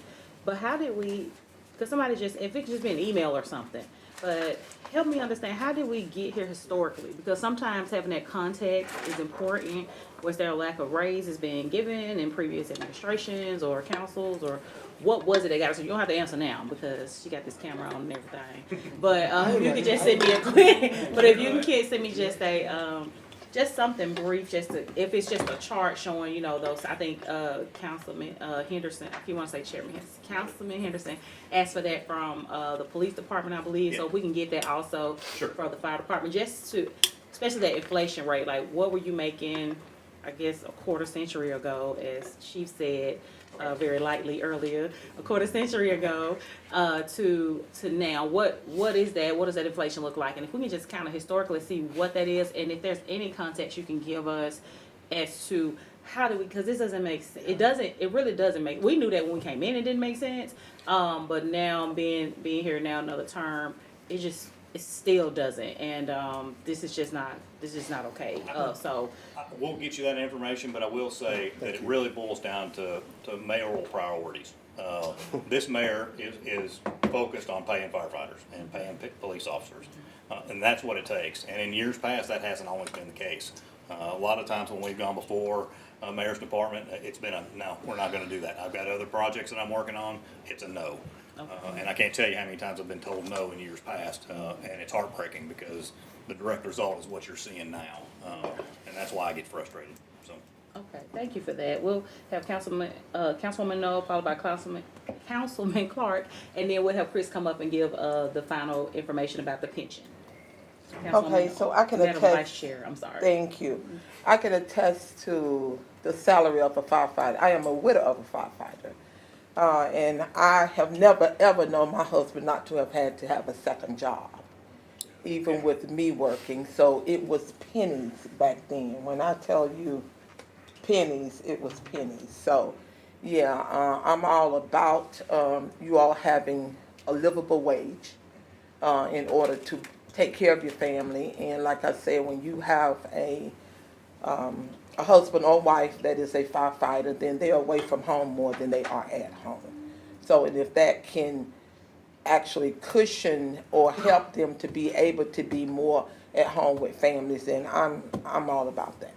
Yeah, I would challenge you to ask any firefighter if they don't have a part-time job. You have to. It's hard to find. You have to. Honestly, it's hard to find. Yes. Which takes away from focus for the main job that they've got. Right. And that's heartbreaking too, because they've probably busted their tail out in the heat doing some sort of painting or some sort of other project, and they're not 100% when they come to meet, so, and respond, so it is an impact. It is. Madam Vice Chair, is that it? That is it. And of course, well, one other thing, Madam Chair, the gear. I don't know what else could be done as far as providing safety for cancer, ability to be able to contribute to those firefighters that have cancer. Because I lost my husband to cancer. We lost that battle. And we never could actually prove that it was from his 19 years of service here with the city of Chattanooga and EMT. But I'm quite sure it had a lot to do with it. That's why the legislation's been so active on the preemption or the presumption laws that deal with cancer, and they've added a whole bunch of cancers to that list that have presumed that we've got it. Because nobody can prove where you got cancer from, it doesn't matter who you are. Right. But it's highly likely that you got it in the fire department if you end up with it. Yes. But we are taking some pretty dramatic steps to help with that. The PFAS-free gear, I don't know if you're familiar with the forever chemicals that are in a lot of that gear. When they go into a house fire and they heat that gear up, and they're sweating in it, that's when you're most susceptible to getting all those chemicals in you when they're hot and sweaty. It's pulling them right out of there and going right in their body multiple times a day. The PFAS-free gear that is out there now, we're about to change vendors to Fire Decks that offers a PFAS-free turnout gear. That will dramatically, I hope dramatically lower the number of cancer things that we have because of that. So there are steps that we're taking. Every firefighter has 2 sets of. Yes, that's correct. Yes. Yes, every firefighter has 2 sets of gear, including boots. And boots was another big thing that we just added this past year, second set of boots, because if you sweat in your gear, you're sweating in your boots. And That's you right. pour those boots out, it comes out like pouring a bottle of water on the ground. It's all sweat. So, so getting back into a wet boot after a house fire is tough. We've also changed our policies. We do a lot better job cleaning up on scene, washing our gear down, doing a hot wash on our gear, and that's behaviorally, that's been great for our departments to keep them as safe as possible. Good. All right, Madam Vice Chair. I am good, thank you, Madam Thank you Chair. so much, and then I guess I will follow up with Councilman Clark and then Chris Hopkins. And just a side note, don't show up to my house with a pickup truck. It's gonna do nothing. Okay, I want the full text. You want the ambulance. Yes, ma'am. I want the ambulance, I want the truck, I want everybody with it. So Councilman Clark. I want to go back to something that was not answered as I side-eye our chief of staff. I love Kevin, by the way. I think, we are policymakers. And, I don't want to get involved in a whole just come here for a Q&A. I trust you all to do things I'm not interested in. I'm in public health with, some other colleagues. I'd like to know what it is, and maybe this is a discussion that we need to have legally in front of everybody. What do you want us to do? When you talk about the mayoral priorities, which I agree, how it works, and now I see when I first came on council why you were making such a big stink about this. And thank you, because, as I hear these videos, it takes a lot for me not to be emotional. And I am emotional from hearing firefighters talk about second jobs, hearing firefighters who may have potentially been impacted by cancer, firefighters who make $43,000, which council, by the way, as part-time legislators, we make almost commensurate to a cadet firefighter, 10,000. I am embarrassed. And as I think about this stuff, I really want to thank you for the Q&A. This session has been great, but I'm a policymaker. You guys are putting forth a proposal for me to go back to my district after raising my district's property value to 56%. You want more money. What are we going to spend it on? And if this is it, where's the proposal for that? And I'm new, so I'm trying to figure out what that process is like. So I know Kevin's about to come forward. I can see him like rising. But if it is such a mayoral priority, I would love to know, like, who's not doing their job? Is it us, or is it the budget that's presented to us? Because I want to do something. I want to ask some more questions. Tell me what to do to close this gap. So that's to keep going back to what you mentioned, because I know you want emails, but I want to talk about it if we can here. Okay, so what we're gonna do, and Kevin's gonna tell us that as soon as Chris finishes Oh, what he yeah, has sorry. to say. As soon as Don't Chris keep finishes- Okay. flying over that question. I get, but it's a good question. It's a good question. It is. So if, Councilman Clark, if that's your final That question. is it. Thank you. Thank you so much. And if Chris, you can come up and give us a, now, Chris. While he's getting set up, I want to say thank you for letting us have the opportunity to Thank speak you. about the fire Thank department. you for your service. I'm extremely passionate about our firefighters and the work that they do, and always have been, and always will be. I know Chief Chambers is the same way with his officers. That passion won't go away with either of our departments, I promise you. So just keep them in mind. Thank you. Thanks for what you do. Thank you so much. Chief, appreciate you, everything Thank you've you, done. sir. After listening to him to talk, I'm never gonna complain about my turnout gear again. Appreciate that. And actually, Kevin was a member of our Board of Trustees until he was elevated to Chief of Staff, so your gain is our loss. On the other hand, we get to work with Weston, and he's a much nicer guy. We miss you, Kevin. We've got a session this afternoon to get into a little bit more detail, and then at some point in time when your schedule allows, it'd be good to come to a work session and do a little deeper dive into the pension, since there are so many new members on the council this year. I think it would be helpful. So we've made a lot of progress, and no small measure because of what council did earlier in the year. So maybe for starters, I'll give you a 5-minute overview on pension accounting. That sound exciting? So if we sit here today and we're trying to estimate what is our pension liability, it's known as the accrued liability of the pension. How do we figure that? Well, we add up the earned service of every active member. So for Chief Hyman, he's been on the fire department however long. He's accrued, let's say, 25 or 30 years of service. We know that. We're going to owe that to him.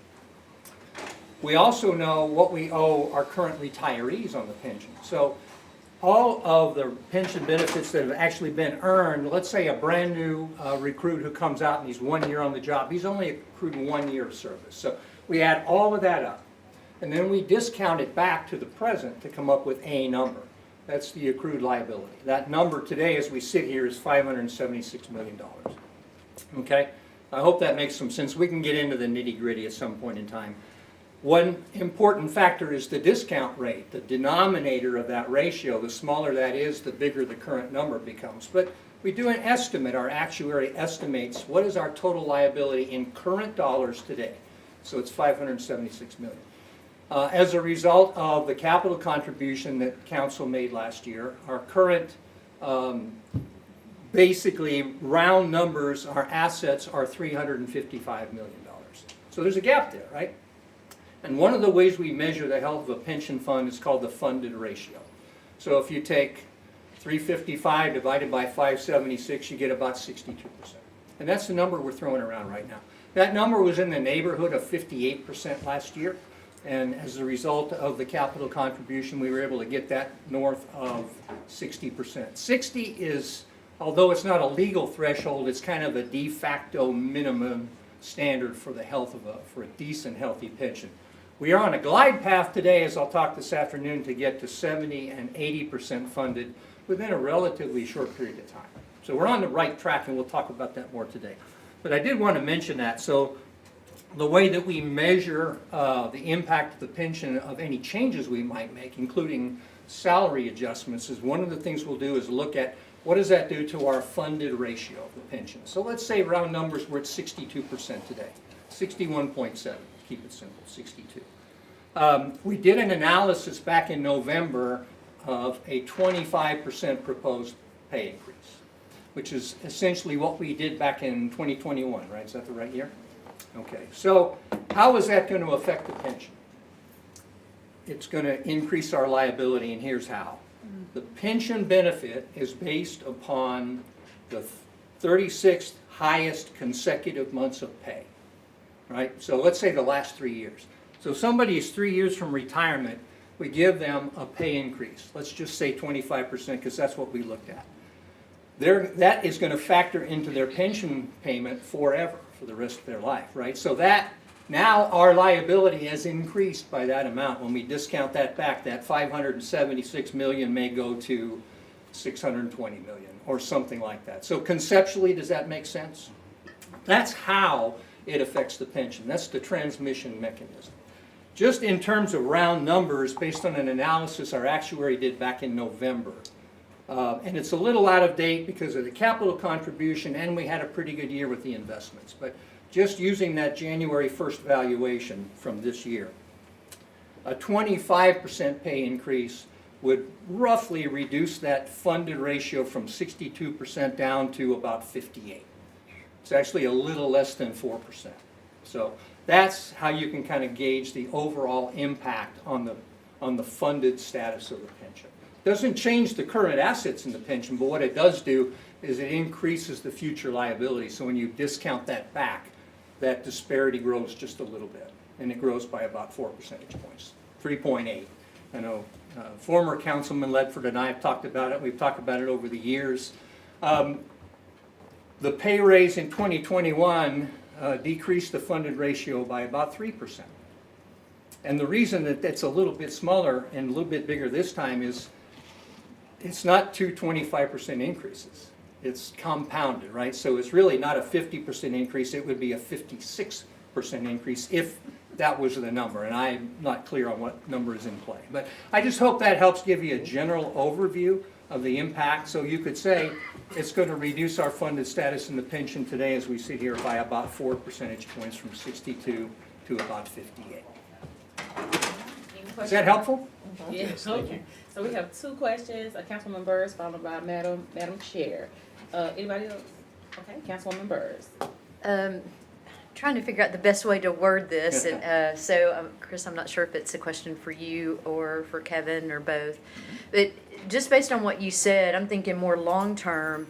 It sounds like as we continue to increase the pay, because this isn't a one-time deal, then what's the plan for making sure that we don't get behind in our pension and then once again have to be in a situation of making that up? That's a great question. Where did, Kevin, I'm like, where did Kevin go? No, actually, that's a great question. Yeah. And part of the answer to that is every year our actuary does a new full valuation, and one part of that is to compute the required contribution that we recommend City Council make every year to avoid falling behind. So we're going to be asked every year to then increase that fund. At least incrementally, yes. Well, with what money though? That's where I'm trying to figure out how to. Okay. And I think it's important to note that the number that we have been kind of talking about throughout this process includes the city's contribution to the pension. And I was not aware of that, but that's how it's So every year. It's a fully loaded number. So the $17 million to try to do what we've talked about doing today includes the city's portion of Covering making sure that there's no disparity in the pension. Okay. Okay. Yep. That's a great question. And we reevaluate that every year and recompute it, submit it to the city. And in my experience, and as far back, Katrina was about 8 when she joined the pension fund. As you can see, I don't believe the city has ever failed to make the required minimum contribution, have they? That I can recall at least. No, not exactly. We actually adjusted the smoothing. We used to have 5-year smoothing back in 2008, and to help the city, we adjusted that to 10-year smoothing. And to explain what smoothing is it's basically it's smoothing out the gains and losses of the pension over a period of time. That way, it keeps your contribution less volatile. So we went from 5 to 10 years, and that actually kind of pushed it out. That would be where some adjustments were made to try to accommodate them, but they have made the contribution that has been required based off those adjustments as well. They've been very, very faithful about that. And I'll get into a little bit more of that this afternoon, because I'm going to show you a picture of what happened to the fund and how we went from 100% funded to at one point in the low 40s. So we made a lot of progress. All right, that's it, Thank you. Councilwoman Burrs. Yes, Okay, thank you. Madam Chair. Well, I was headed down a similar path around that pension liability. Council, for those of you who weren't here, when we did the last budget amendment, we did a true-up where we put in $18 million cash money to get us to the point where we're at the funding that we are now. Turn around, Kevin, we have to get the details of this, and they have to be very, very specific, because these are questions that are long-term liabilities, and if we're gonna start talking about considering a regular requirement that we maintain these pay, and we have to figure out what we're doing with this pension liability, because it has the potential to sink the city if we don't watch it. I mean, Jenny, the Councilwoman Burrs, I believe, if I'm reading this correctly, our commitment to the fire and police pension out of the general fund right now is $30 million for this year.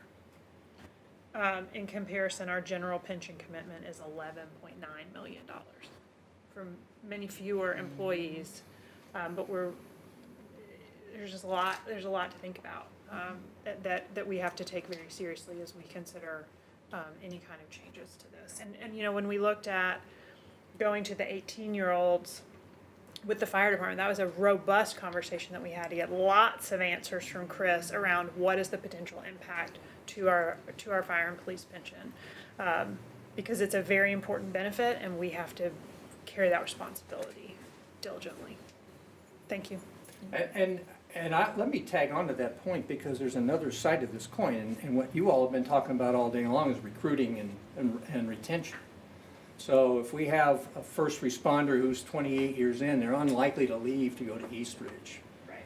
That's a liability that sticks. But if we have a 26-year-old who leaves to go to Eastridge, that hurts our pension, because their liability is so much smaller on the books today because they have so much longer to accrue benefits. So if we can increase retention and recruiting, that helps increase the pension.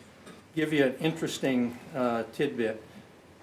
10 years ago, 2014, based on the year-end valuation, there were far more active first responders than retired first responders. There were 850 actives compared to 772 inactives, either retired or no longer in service, about 0.9. Today, there are 865 inactives and less than 800 actives. So you've had a 12% increase in retirees and a 6% decrease in actives. And that obviously has an impact on the fund. And as we'll discuss again this afternoon, another factor that's impacted the book value of the fund is that discount rate, because once upon a time, back in the 90s, we were assuming a 9% rate of return on our investments. There was a time where that didn't seem that unreasonable. Some of us are old enough to remember. We have incrementally, thanks to you and your support, decreased that from 9% to 8 to 7, and now we're at 6 3/4. So every time we decrease that, the book value of the assets, of the liabilities, increases, because that's in the denominator. It doesn't really change anything in real terms, but it makes our expectations more realistic. And one other thing that we do every 5 years is an experience study, where we go back and look and we see what actually happened compared to our predictions about retirements and retention and mortality. And the last 5-year study we just got, based on the end of the year, hurt our funded status by about 1.25 percentage points, primarily because of an increase in or a decrease in mortality. In other words, living longer. So we all agree that's a good thing, but it does impact the pension, and that's kind of beyond our control. So that was a little piece of it too. So I hope that's helpful. We can get into all you want this afternoon, or I'm happy to answer any more questions right now. Everybody, So, Councilman Henderson. Chris, you know, one of the things that we did when we, I guess back in 2014 maybe, changed up some of the pension benefits. I think we went from a 3% COLA down to one something, 1 point what? 0.5. It's a 1.5% average. Yeah. And so as we talk about, I guess as we talk about sort of a mandated increase, if that's what we want to look like in a COLA for even active fire police. So what happened, the reason we had to reduce that is because our COLA was outpacing the return on the fund. And so we had to reduce it. And I think the number, there is some number if we get to that, I guess that 3% returns to. There's 2 increments. You're exactly right.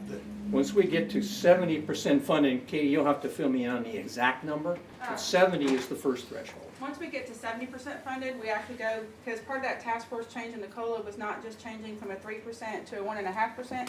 It was also requiring a 3-year waiting period before you could start the COLA from the date that you retired. So once we reach 70% funded, we actually go back to a 1-year waiting period like we used to have. And then once we get to 80% funded, the COLA goes from CPI up to a maximum of 3% that will no longer be a flat 3% like it used to be. Does that help? Yeah. Yeah, and that was in response, and I'll show you on the chart tonight when I've got the slides that deck up. The fund took a big hit in 2008, bigger than average for pension funds. So that's where a lot of these changes came from. All right, well, that's it. Thank you so much, Chris. We look forward to your Great. presentation in about an hour and a half. Okay. Good, I can go feed the meter. Yeah. And with that, we're ready to close out, but Kevin, I did want to give the administration a chance to respond to Councilman Clark's inquiry.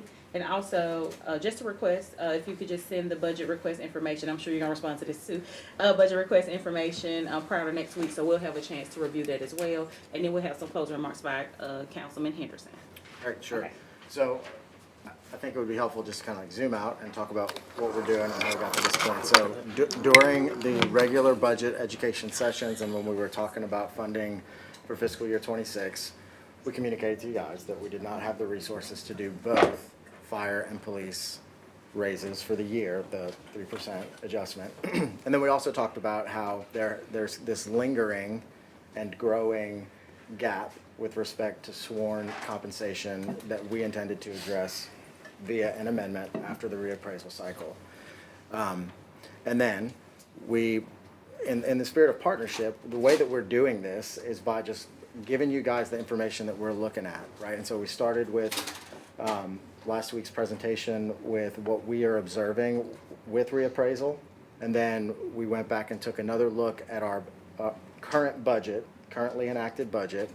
The reason that we did that is because over the course of the conversations we previously had with you guys, there was a sentiment that perhaps there would be additional savings in the current budget that could be used in addition to the $5 million that we set aside as a down payment for this effort.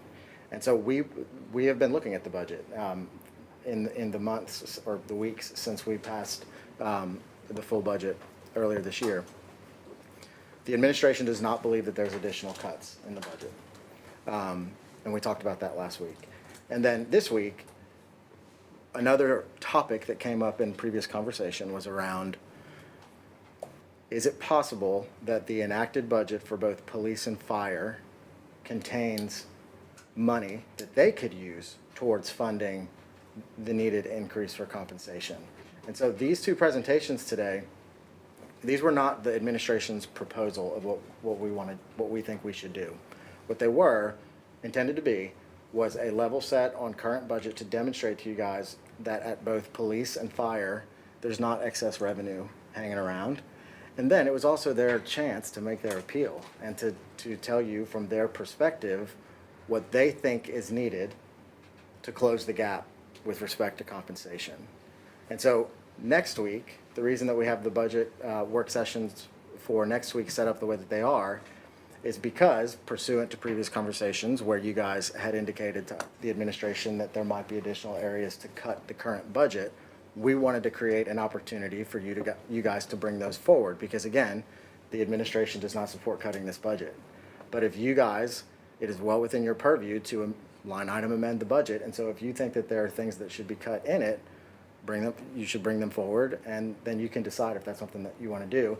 And then in the afternoon, the administration is going to propose what it thinks, what we think we should do. And then from that point, we'll start deliberating around that proposal.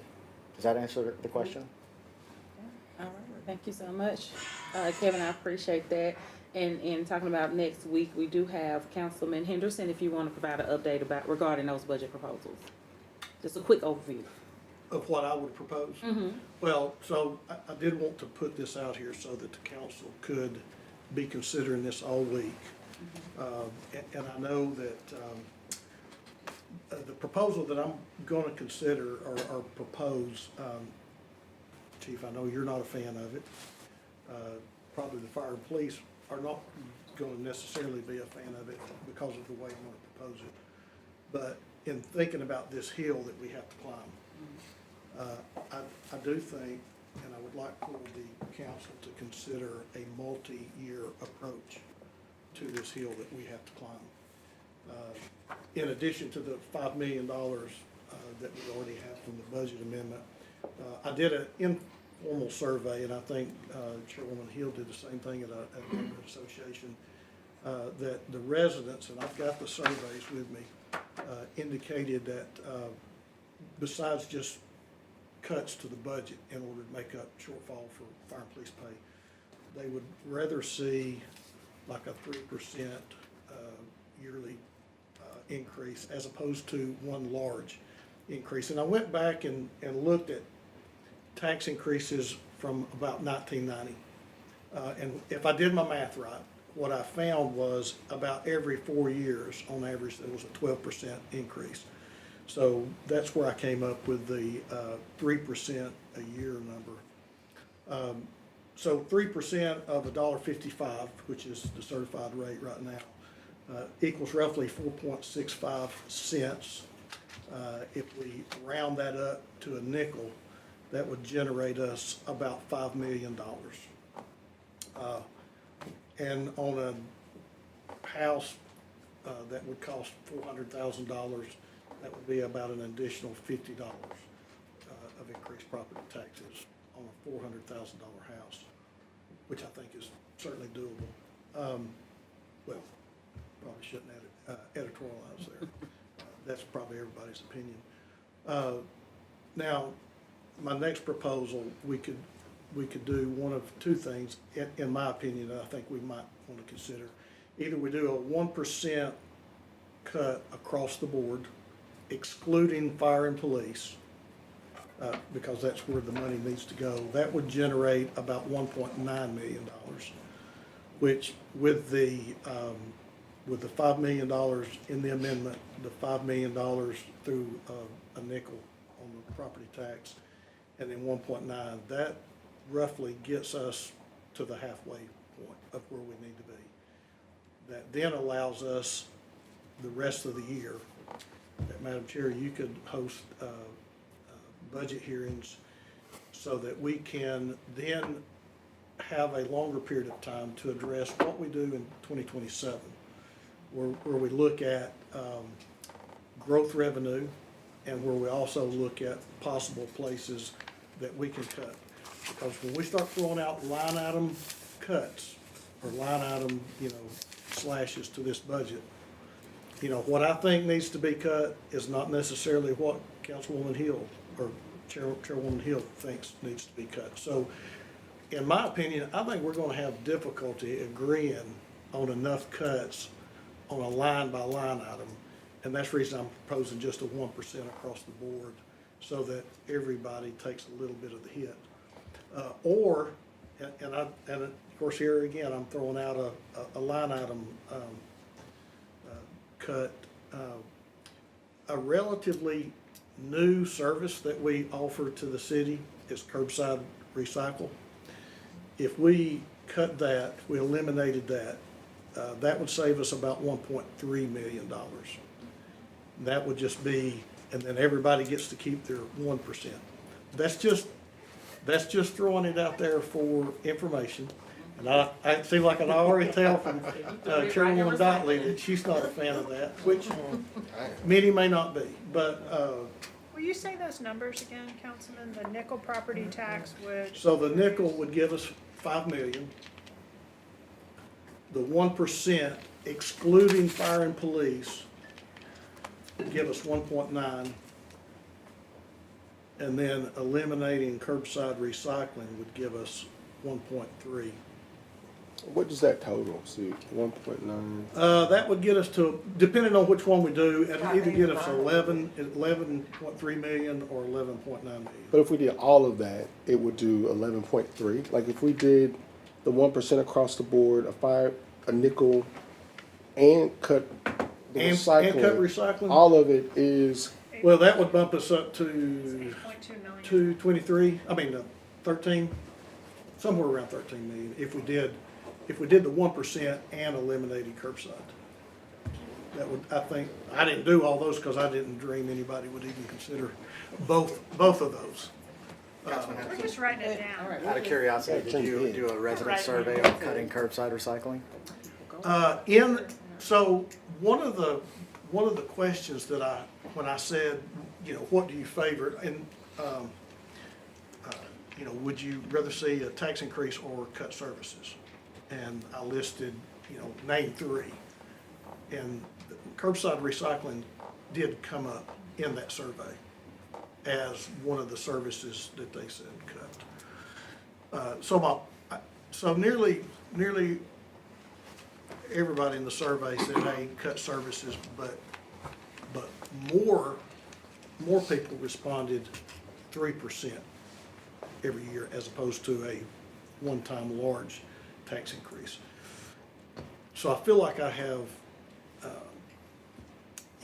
some justification in recommending a 3% over multiple years based on, and I think Chairwoman Hill did something similar in labor, and I think the results were fairly close to the same. I realize that doesn't give the fire and police what they want this year, but I think, like I said, we can approach this in a multi-year approach and then get us to where we need to be by having the will and determination to incrementally increase this. Now, I'm just throwing that out there so you can think about it all week, and next week we can discuss that. And I think the administration's going to come, with their proposal. I'm sure maybe everybody around the board, but I thought a lot about this, and it seems like every day I wake up thinking about this budget. How do we increase fire and police pay without causing such a negative impact on our residents?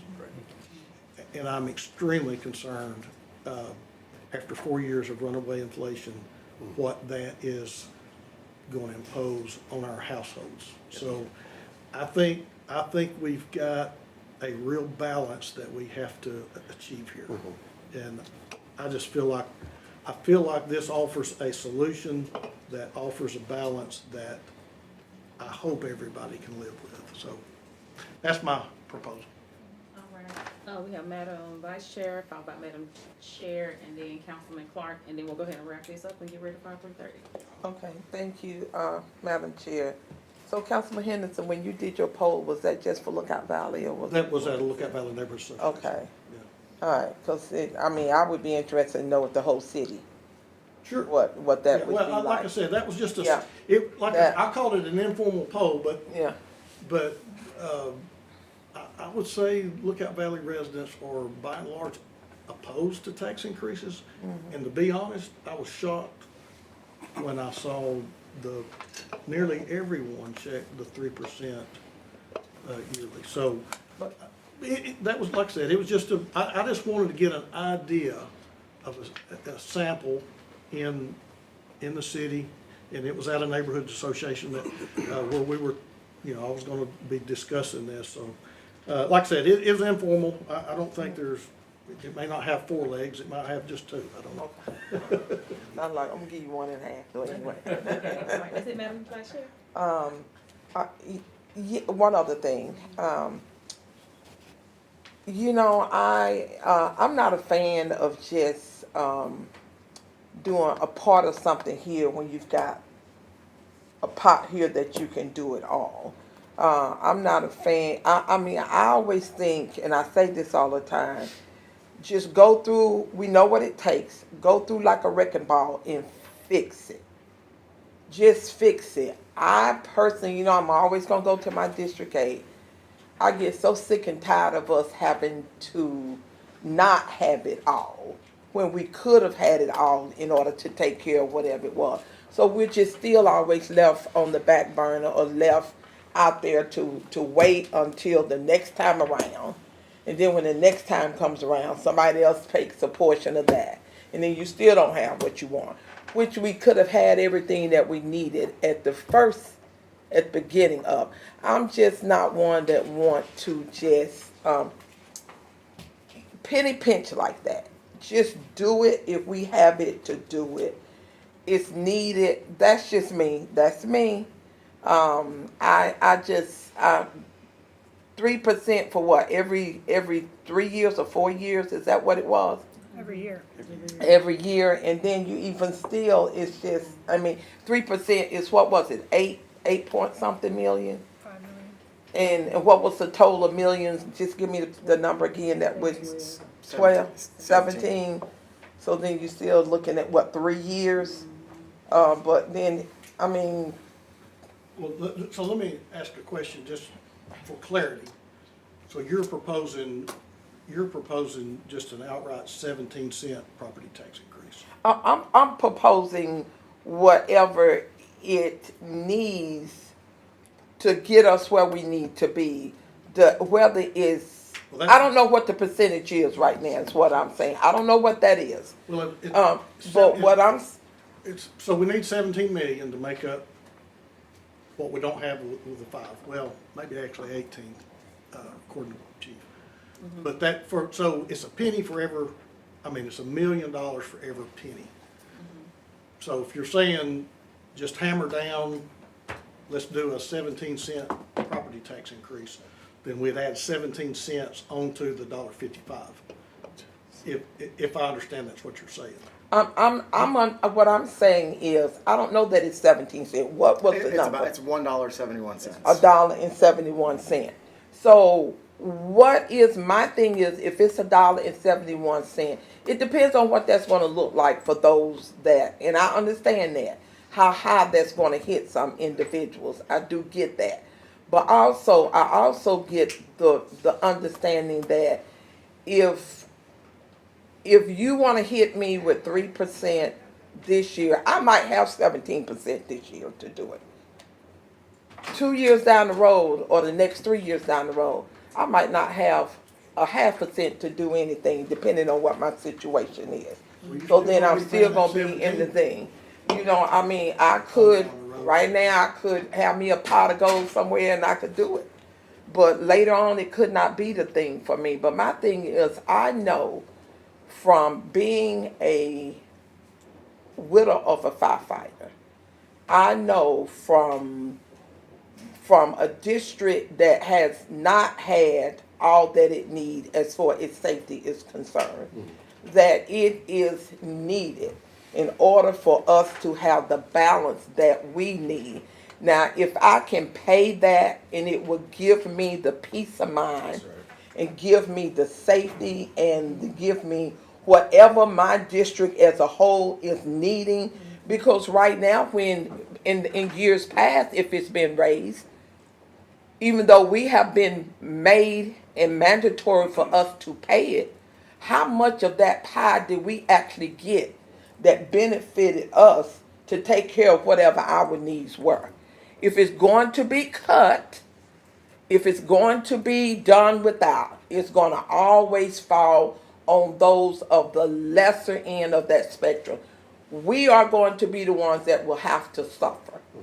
We're going to always be put on that back burner. Let's just call us a spade a spade. Let's just call it like it is.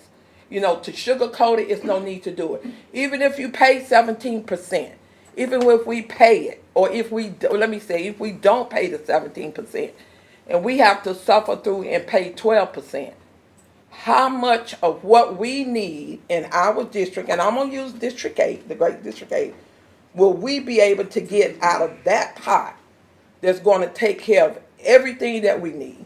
If anything or anyone is going to have to do with that, it is going to be us. So if you're going to, let's just level the playing field. Let's just do what we need to do so everybody can have what they want when they need, and for whatever protection, safety, whatever it is, let's just have what we have. That's just me. Thank you. Thank you, Madam Vice Chair. Madam Chair. Thanks. I would like us to kind of have a fresh level set about where money goes in the city. Because I'm looking for the report on capital spending, and I'll tell you where it's going. It's going to District 8. District 8, under Mayor Kelly, has not suffered. District 8 is getting a tremendous amount of resources. It got a tremendous amount of resources in the budget amendment. District 8 is not the redheaded stepchild that perhaps it has been with other administrations, at least not while we have been in service. That has not been the fiscal assessment that I have seen. I do not disagree that there are challenges in District 8, and I know that as we think about equity, we understand why resources are going there. But this council, the council with the three of us on it and Councilman Henderson, we did not neglect District 8. So I think we need to kind of look at the stories we tell ourselves about ourselves, because we might not be telling ourselves the true story. Okay, so let me say, wait a minute, let me say this. District 8 has been the redhead stepchild for hundreds of years. So just because we had a mayor that was kind enough to give District 8 the opportunity to make the moves that they needed to make on that chessboard, we are still way behind where we should have been. We should have never ever suffered as long as we did. Now, so don't think because you feel like we have not, that you have given District 8. You haven't given District 8. District 8 has paid taxes like everyone else has paid taxes. District 8 was just never allowed to have use of those taxes until Mayor Kelly decided that this is the way it was going to go. It has always been, so don't say stepchild. We still a redheaded stepchild. Still, and you have an issue with District 8 getting 1 brown cent. That's not true. Yes, you do. That's not you true. bring that up on a regular basis. So let's just lay all the cards on the table and give the real reason why you got issue with District 8 having funds. District 8 has done without for them. About what you say to me. Let me tell you. Right, you don't tell me what to say to you. I'm good and grown, Madam Chair. I just hope you don't say something that's not true. Okay, then you said something that was not true. So don't go there with me. Don't say what District 8 has gotten the bulk of the money. District 8 should have had it way before now. Way before now. So don't think because that pot had a little bit thrown in it now, look at all those years down the road when it had nothing put in. Not one thing. So don't go there with me. Now you be careful. All right, so this is what we'll do due to this passionate conversation. We will adjourn this and we will pick it up next Tuesday, July 29th at 9 a.m. Council, remember to bring your proposals. Administration will bring their proposals, and that is it. Thank y'all so much. Before you adjourn, we may need to have some discussion about what you want to do about the 3:30 meeting, because there is water seeping from the restrooms almost into the meeting room. And we're trying to make sure there are no restrooms available right now outside. I just had Nicole come to get me here to go let me look out in the hallway, kind of try to decide what we want to do about that meeting here. And get an opportunity to decide, and the chair will make a decision. Let's do that. Okay. Yes, thank you. Madam Chair. You all right? You all right? We don't do that. We don't. On that ordinance, do you have that, did you get the right copy of the ordinance, or did I? I haven't looked at it. Okay. I tell you, I'm gonna look real quick, I'm gonna pull up my computer.